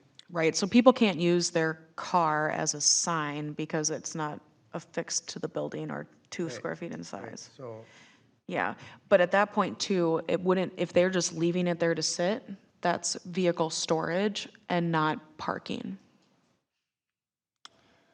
I think we should allow that. To me, it's a limited way for them to market their service. And if they're out and they're sitting in a Walmart parking lot and people see that sign, I think that's a good thing. But if it's stationary all the time and they're using it as a sign, then that's not allowable. This came up frequently, you know, because people would call me and complain that residential zone business related items were being stored outside because they parked their truck in the driveway. And our code currently says it has to be invisible. And that's not invisible. Even though the person may be going to and from a job site a couple times, 3-4 times a week, Yeah. they were saying that's not invisible. They should have to park that vehicle in an accessory building or in their garage, That's too stringent in my mind. right? I agree. You know, there's a lot of stuff people park in their yards, boats and RVs, and, you know, that is just as offensive as a vehicle that's got a business, you know. So then do you limit how many? I think, what was my recommendation? I think I just said 1. Okay. Can you, this is Janet, can you say, yes, it needs to be parked in the driveway, close to the house or in a pad next to the, I mean, because to me, that's that kind of gets to what you're saying, like the guy can drive his truck home and park it like in front of his garage or on the side of his garage if there's a parking pad there. But it's not okay to park it at the end of your driveway where it's really a sign. Right, right. Agree. I think it's getting too restrictive of people, they paid for the vehicle, and of course, it's advertising for them. But then it's a sign. But you can't have it both ways. Yeah. This is parking only. This is not storage. The vehicle can't sit there for longer than a week Right. because there's no storage of vehicles on a driveway or whatever. We can limit that. This is just parking. So the concern about it being a sign that's gonna sit there for months on end, it's just not there because we're talking only about parking right now. I know, but if every it's day they park advertising. at the end of the driveway, that's no different than having it sit there for months on end. I mean, the only time it's not there is when they're out on a job site. So I'm just saying that cool that they have a truck that they use and they advertise when they're driving down the road or at Walmart or, there's that advertising thing. And yeah, you can drive it home and park it in your driveway. You don't have to put it in a building, but it has to be in front of your garage, or it has to be on the side of your garage on a parking pad, because that's where vehicles go. If you always leave it at the end of your driveway, like who does that? Someone who wants to have it seen, and that would be called a sign. They call it advertising. Yep. What's the business that had the pink, was it Avon? The pink cars with the, Mary Kay. Mary Kay? Yep, Yeah, the pink Cadillacs. right, right. I thought you were going to say Olson Sewer. Yeah, I was ready to go That's there true. too. yeah. Okay, so 1. All right, And we're just gonna say on a driveway or parking pad. Right. Yep. Well, when you say on a driveway, that's In front of different the than up by your, yeah. In front of the garage. Or you can put within 50 feet or 20 feet of the garage, I don't care, whatever makes sense. But see, this is where we get in trouble, because usually the garage, or sometimes the garage is within 20 feet of the property line. Where are you going to park the car? Well, then that's, Right on the line. but if you say within so many feet of the garage and their garage is that close, I mean, that's okay. I mean, that makes sense. That's where you have to park, because that's What where if- your driveway is and that's where your garage is. What if I have 7 people in my house that they all have vehicles?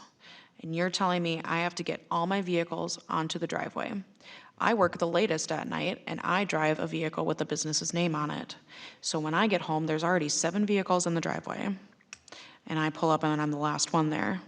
Then I'm not in front of the garage. I mean, I'm in front of the garage, but I may not be within 20 feet of the garage.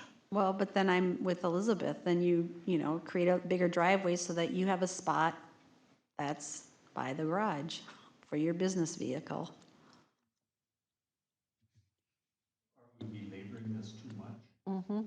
I think so. I don't think that it's gonna be that much of an issue that you have somebody parking at the very end of your driveway to have a sign for Because their most business. people want to be close to their garage just for security reasons. Yeah, or they have a long walk to the house. Right.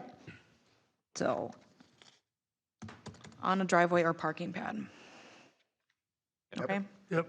Okay, so let's think about parking spaces. We're recommending 4 parking spaces. And I'm gonna break my rule where I wanted to kind of do this in pieces, because I think we can also talk about customers at this time. Because when I thought of parking spaces, I thought of mostly for customers.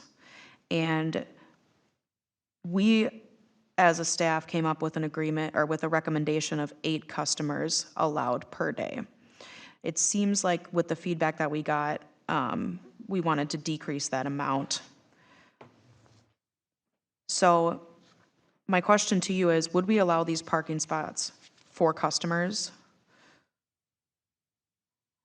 I think 4 is too many.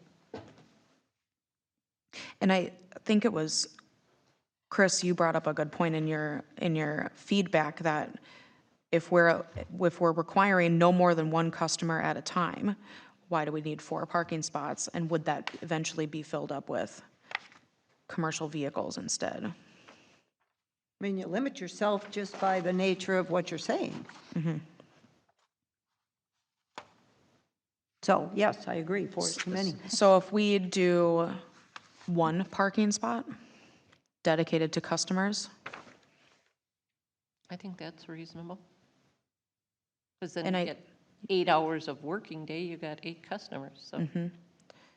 Problem Work it is out. if one customer comes while the other customer's there, what do you Well, do? it's your business, you should run it so that you don't have overlap, you know.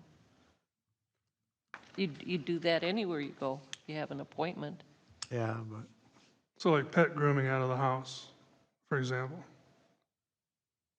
You know, they're dropping off and picking up at the same time. It happens all the time. I mean, as an example. I think to Barb's point is if you have appointments, you leave a 15-minute gap in between, so you don't have them driving up and at the same time. Or you could allow them to. I don't want to beat the horse to death or eat the frog, but let's just go to 2. I don't know, what, 1 or 2? 2 Some is people 2. do eat frogs. 2 is fine with me. How about you, Chris? Fine. I don't care. And these would be dedicated, I they mean, would most be, people have a driveway, they're gonna have more than one spot just Right. by nature of your driveway, so. This would you're be gonna in have one addition- person pull up yeah, and one person that's true. leaving. but I think that, you know, it would be dedicated to customers only, so we wouldn't have personal vehicles or commercial vehicles like being parked there. And I think within 50 feet of the lot line and located along the side or the rear of the dwelling seems okay with everyone. Yep, okay. Let me see. Okay, one of the recommendations that we had was to limit vehicle storage to the designated outdoor storage location only. That was assuming that we would allow outdoor storage. Now, we're not allowing outdoor storage, and that means that we're not allowing people to store vehicles outside that are related to the home occupation for longer than a week at a time, because that's my definition of parking versus storage that I've recommended. We cool with that? Sounds good to me. I'm cool with it. Yeah.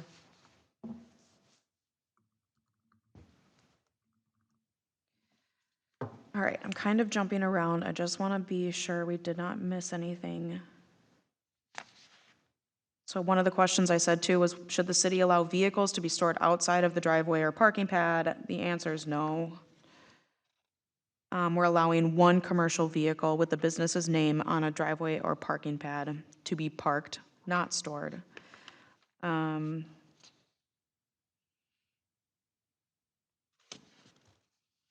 I added definitions of a parking pad and parking and storage. And like I said, the difference between parking and storage is that week duration.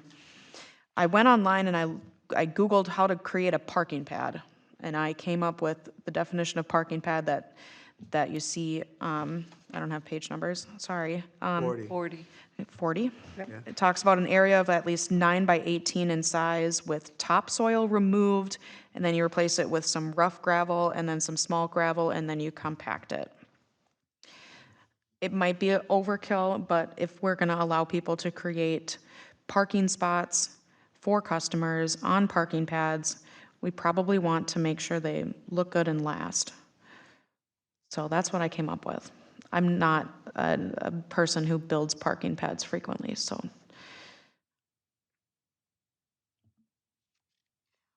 Well, it definitely makes it that they're not just parking on the side of the garage. In the grass. Yep. Yep. If we don't like this at a later time, we can come back to it. I like how you defined it, but do you want to also define where the location of the parking pad Do we can want or to, cannot be? do you want to put limits on where the parking pad can be? Should it be next to the garage, accessory building, residence, have setbacks?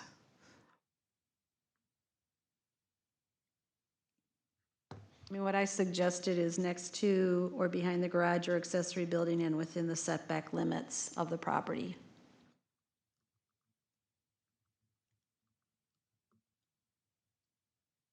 Sounds good. Yeah, I think that's pretty specific. When you say setback limits for that property, do you mean like for the residence or the accessory building? I mean, they can't park 2 feet from the property line. Is that in our code that you can't park? You can, today in the code, your driveway can be on the line, so you can park in the driveway. Your parking lot, your driveway can be on the property line? Your property, yes, your driveway can be abutting the property line. Just the end of it or the whole long way of it? Yep, there is no setback for a driveway. Okay, well then maybe that part can't be in there then. I think that's why we put the setback in there. Didn't we say they couldn't have parked within 20 feet of the line? 50 feet of the lot line and must That be was where the, located. yeah, so that was where the parking spots would be, right? Not located within 50 feet of the lot line and must be located alongside or at the rear of the dwelling unit. Yes. So maybe what I said, except instead of saying within setbacks, it can be what you just said. Yep. Must be located at the rear, located alongside or at the rear of dwelling unit. Okay. I said garage or accessory building. Do we want to limit the parking pad to the residents, or do we want to allow them to put parking spots by their accessory building as well?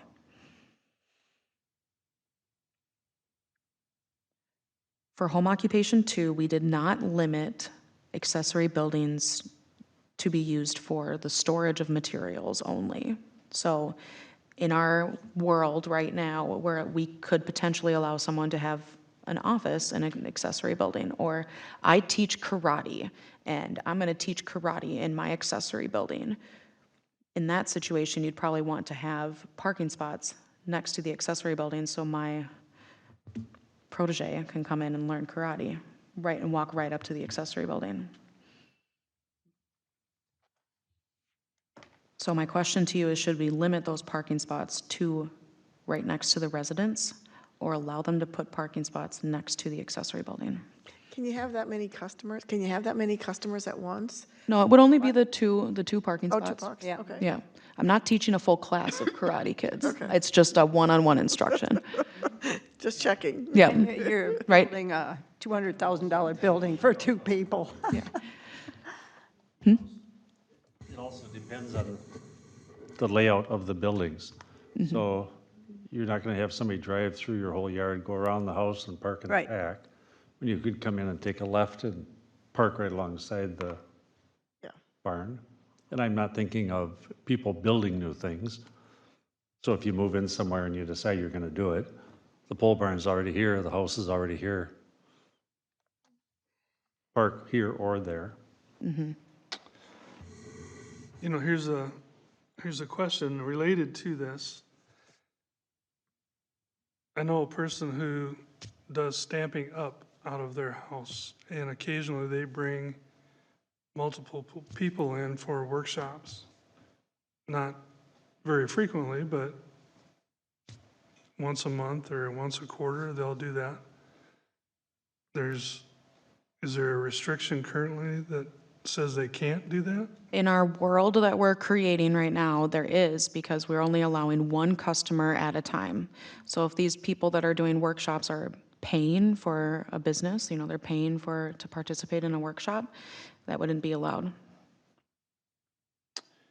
Yeah, so it's an attempt to sell, you know, the workshop is an attempt to sell stamps and accessories along those lines. I think that would still count as a customer, Yep. Yeah. so that wouldn't be allowed. How many people come to that, Bob? 6 to 8. And it's no different than a Tupperware party or any of those other home sale things. I mean, that you get invited to go there. It doesn't cost you to go, but the idea is you're going to buy. You're going to buy. You're going to buy. And so it's kind of retail, which somewhere else, we talked about not allowing retail sales. That's what it is. Well, it's like any of those, Amway, Mary Kay, I mean, you have, there's lots of different ones, they do parties and, Other cities handle those by saying they're not considered to be a home occupation. And I kind of agree with that because it's not a home-based business. If I'm selling makeup and I'm having Mary Kay parties, or I'm selling Tupperware, I'm having Tupperware parties, that business is not based in my home. Generally at somebody else's home. Yeah. Yeah. So I think I misunderstood what the stamping thing was. So I think in that example, that would not be a home occupation. Okay. That's more of like a working from home. No, I think, I've been to those before. You get taught how to do it. It's, Yeah. And so you go to that person's house. They have all their stuff there. They teach you how to do it. You make some cards or whatever it is that you're making, and then hopefully you'll buy the stuff because now you're hooked and this is so cool. and it's not like the Mary Kay where you're going or the Avon where you're going. These people are coming to the same house. Yeah, it's like a Correct. class slash. It's like a Ponzi, Yeah. so there's a So hierarchy thing. it's a business. It's a It is a business. business. And you store your stuff there and, yeah. Yeah, it's not like a Tupperware party or, the jewelry parties they used to have and stuff where you went to different places and, Home interior. yeah, all that stuff. Yeah. Let's save that conversation maybe for our like prohibited businesses conversation. Like maybe that's something we just prohibit, or it's something that we say this is an exception, because that's how other cities handle it, is like that this is an exception to the home occupation thing. Let's see. Traffic.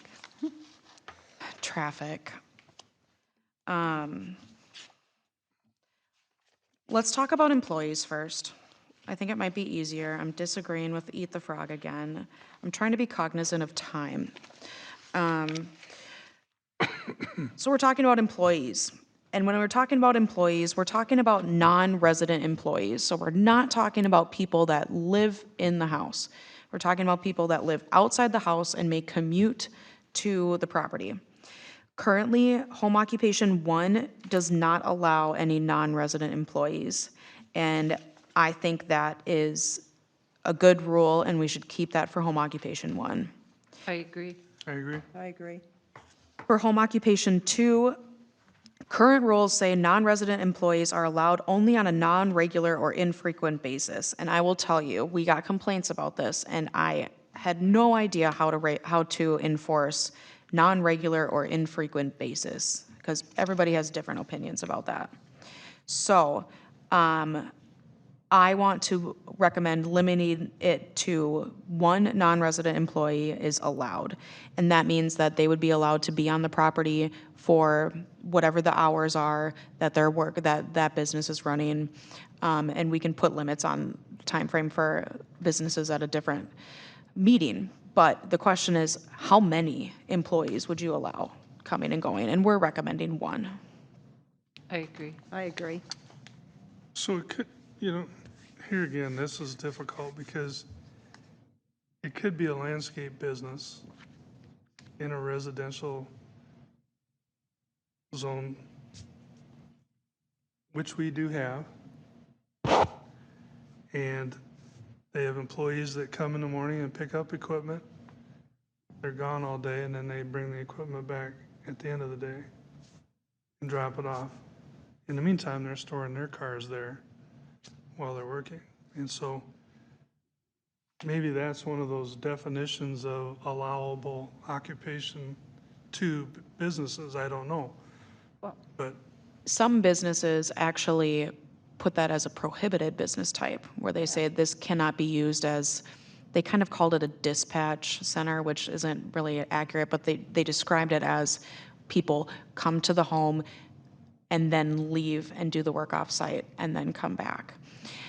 I will say there was one property that we had a real problem with this, because their employees would show up and they would park along the street, and then they would leave all day and their trucks would be there and they'd come back and take them. And people had a real problem with that.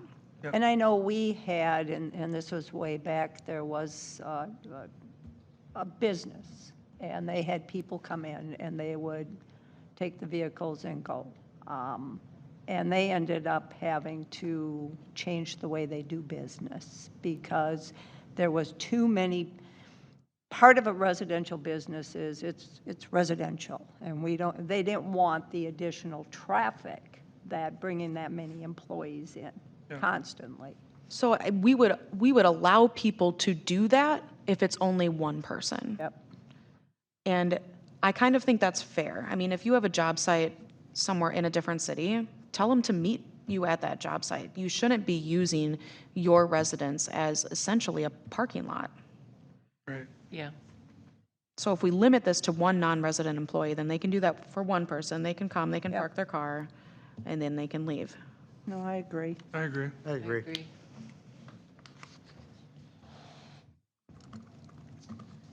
Okay, let's see if we can tackle traffic really quick. If it gets to be too long, I might say to table this topic for another meeting. Right now, there's not a lot of rules. I'll just tell you right now, home occupation 1 says no traffic in greater volume than normally expected in a residential district. I think that's acceptable for home occupation 1 because with all of the other rules that we have for home occupation 1, I don't think we're gonna get the same type of traffic as, for home occupation 2. There's gonna be a lot of things that are gonna trigger somebody to get up to home occupation 2 if they have traffic in greater volume. So, and then Janet did suggest, and vehicle types than in normally expected residential district, which I think is a good idea. So I would recommend say no traffic or vehicle types, no traffic in greater volume than normally expected in a residential district, and no vehicle types. How would I say this? No traffic in greater volume and vehicle types than in normally expected in a residential district. What does that mean? It means you don't have semis, So then you gross weight or what? or, I mean, or you don't have big trailers that have vehicles parked on them. I mean, you don't normally see those in a residential neighborhood. So my recommendation for home occupation 1 on the next page was to limit the number of deliveries by a vehicle over 20,000 GVW to 1 per week. So that would limit the number of big vehicles to just 1 per week. And I think your suggestion, Janet, was to not allow them at a level that's normally expected in a residential district. What is the signage that's put up now on some of the roads for, other than 26. 26? Because apparently there's some break there where it's, on a commercial basis, for that weight limit.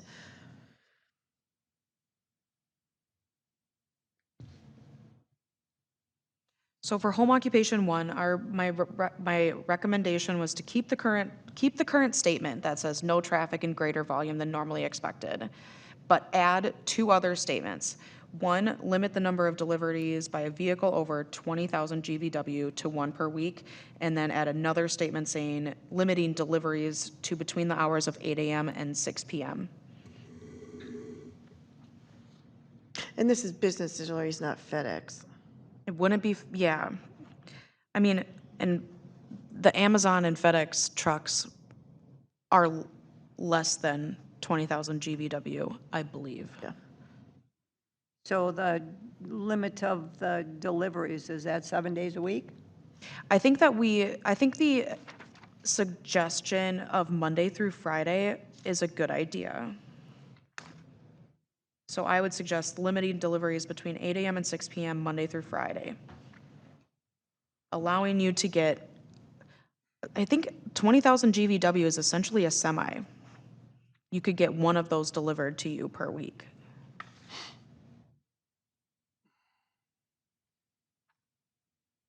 I think that's reasonable. What about you guys? Well, if they're delivering product or whatever, if it's loaded, they must be doing a big business. They're gonna More need more than than, one a week, they're gonna need more space. yeah. They'll store it all. It could be blow-up snowmen or something. Right, they deflate. Yeah, deflate. And adding Monday through Friday. Yep. Looks good. Okay. And then Jessica, let me just throw one more thing, going back to the vehicle types. So part of what made me think about this was the residential business that's running in my neighborhood, which they rent RVs and things like that. So you have these big old RVs traveling down Juilliard Street. You don't normally see that kind of traffic. And on a weekend, you see them picking them up and taking them out, and on Sunday, they're bringing them back. And so it's unusual traffic, so that's another kind of vehicle type that, kind of came to mind. Well, in this case, wouldn't that be kind of covered under the no traffic and greater volume than normally expected? No, because that's volume is numbers. I'm talking about types. These are big giant RVs and big giant pontoon boats, and I mean, they take up the whole damn street when they go down it. so if somebody has a home occupation, This person has a home, this person is running, you know who I'm talking about. no, let's say theoretically, I'm running a home occupation, and there's a rule that says no traffic with vehicle types that are normally expected in a residential district. You can't restrict my personal RV, Correct. so I'm trying to find another way of saying home occupation related vehicles that are not normally expected in a residential district. You know what I'm trying Yep, to, I know it's hard, but the thing that I worry about with just saying volumes is it's like a car count, so if you're generating 40 vehicles, an hour versus 4, which is what would be typical in a residential, I'm making up the numbers, that's the number of vehicles. But if the vehicles are all big, giant trucks, noisy diesel trucks, big RVs, big pickup trucks with big trailers with pontoon boats that you can't get around when they're hauling them back, and then they sit in the street as they're backing them into their driveway. These are the complaints that I hear about that particular business. And you don't usually, yes, when people come home from their camping trip, they might be hauling their RV or their boat or whatever. They pull into their driveway and they put it wherever they put it. They don't, you don't see 5 of them a day. You see 1. But, the typical rental thing for these is, they pick them up on a Friday night and they bring them home on a Sunday or some. Why not put it on your banned list? That would be one way. I just didn't, I thought if you say you don't normally see vehicle types, then that isn't just restricting to the numbers. But it's hard to think of what the right wording should be. You can work on it if you want, but that's the kind of stuff I had in mind. yeah, let's think about that more, because I think there is a way to put the language on it, but we have to be careful to not say, unless this is the prohibited business type you want to put on that list, to say no RV traffic going to and from the property on Saturdays and Sundays, because it sounds like we're just targeting one business, and if we want to do that, then we could just put that on the. No, that's not, I'm just thinking of any home occupation where they would, increase the number of nuisance type vehicles, for whatever reason, they're noisy or they're oversized. But then we get into the general standards section of home occupation, shall not create excessive noise, dust, things like that.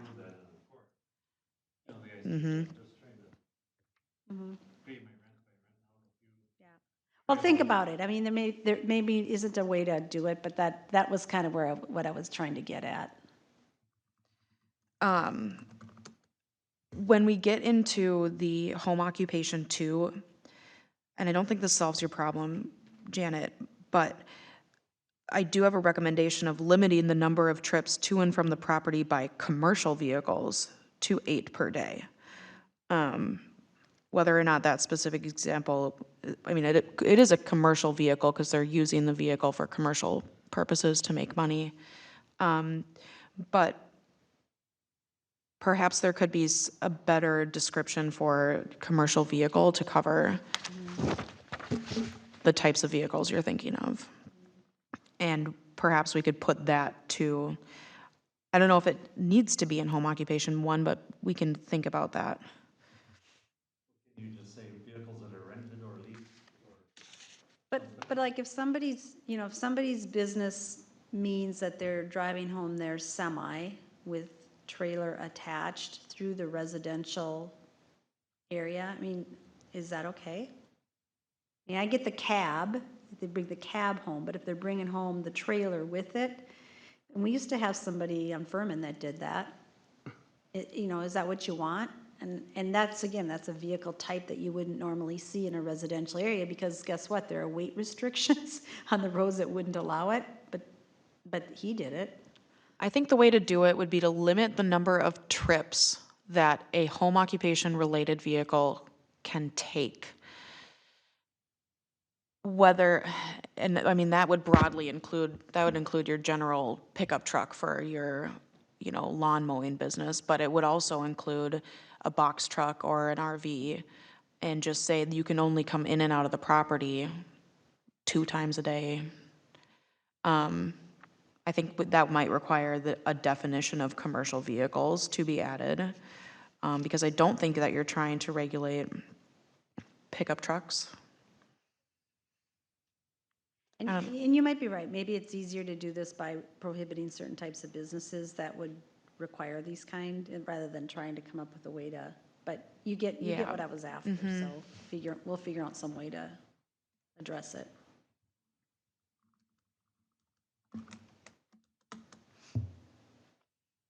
How are we feeling? No. Are we I'm getting tired. kind of tuckered out? Yeah, I think we ate the frog. I think we did, we covered, traffic is a hard one. We swallowed the worm, too. I think if we are satisfied with kind of what we did and we leave the traffic question for next time, I think we're actually still in pretty darn good shape. And we can think about it, because Janet did raise a lot of good questions about traffic. So, think about traffic. We'll add it to our list for next time. And I just want to, you know, going on what Janet was saying is, you know, not only is it a nuisance, what about the wear and tear on the roads? Exactly. I mean, that's a cost to all the citizens that, And I'll give you another example, big gigantic horse trailers that have big gigantic horses in it. I mean, you're talking about the weight of a semi. When you have a pickup truck hauling, you know, a stock trailer with 10 horses in it, each one of those horses is 1,000 to 1,200 pounds on average. Would that fit the 20,000 GVW? I don't then? know, but we see a lot of those Yeah. going up and down Furman Street. Yeah. Because there's person who boards and trains, and those, especially this time of year, there's horse trailers coming back and forth on that, and they're big. It's not like a little 2-horse trailer, they're big stock trailers. Or, And some cities too will say, you know, you can have 8 trips to and from your property if you live on a paved road. If you live on a gravel road, you can only have 2 trips to and from your property, or you can only have this heavy vehicle on a paved road or the lighter vehicle on a gravel road. So there are other ways to handle it too. But let's save traffic for another time. Sounds good to me. Okay. Go on to item number 8. Thank you, it's a lot. I know this is a lot. Thanks, guys, for kind of working through me. Yeah. We'll go on to item number 8, public open forum, and we'll limit to 5 minutes. Thank you. Anybody 3 like to, minutes. anybody like to say anything? This is moving right along, and I think you're doing a lot of work on it, obviously. So, thank you. Yeah, you're welcome. It's a lot to think about, so I appreciate you guys kind of working with me on this. Well, it's nice that you work with us. I'm just guiding you. Nobody have anything for public forum. We'll go to item number 9, information, planning commissioners' reports. Chris, you have anything? I do not. I Barb? don't, I have nothing. Nothing here. Nothing here. Then we have the information associated planners report. Yeah, just a really quick follow-up from the last meeting on billboards. I have contacted someone out front for a compliance review. They're gonna send me some information here coming up. So, just, that's where we're at with that. Oh, well, thank you, Frank. Yeah. Reminder, item number 11, attendance at city council will be Chris King on August 24th, 2022. And item number 12, someone like to make a motion to adjourn the meeting? This is Barb, I'll, motion to adjourn. I'll second it. Any discussion here? None? Chris, you want to? Chris, aye. Ron, aye. Barb, aye. Bye-bye. Meeting's closed at 9:01.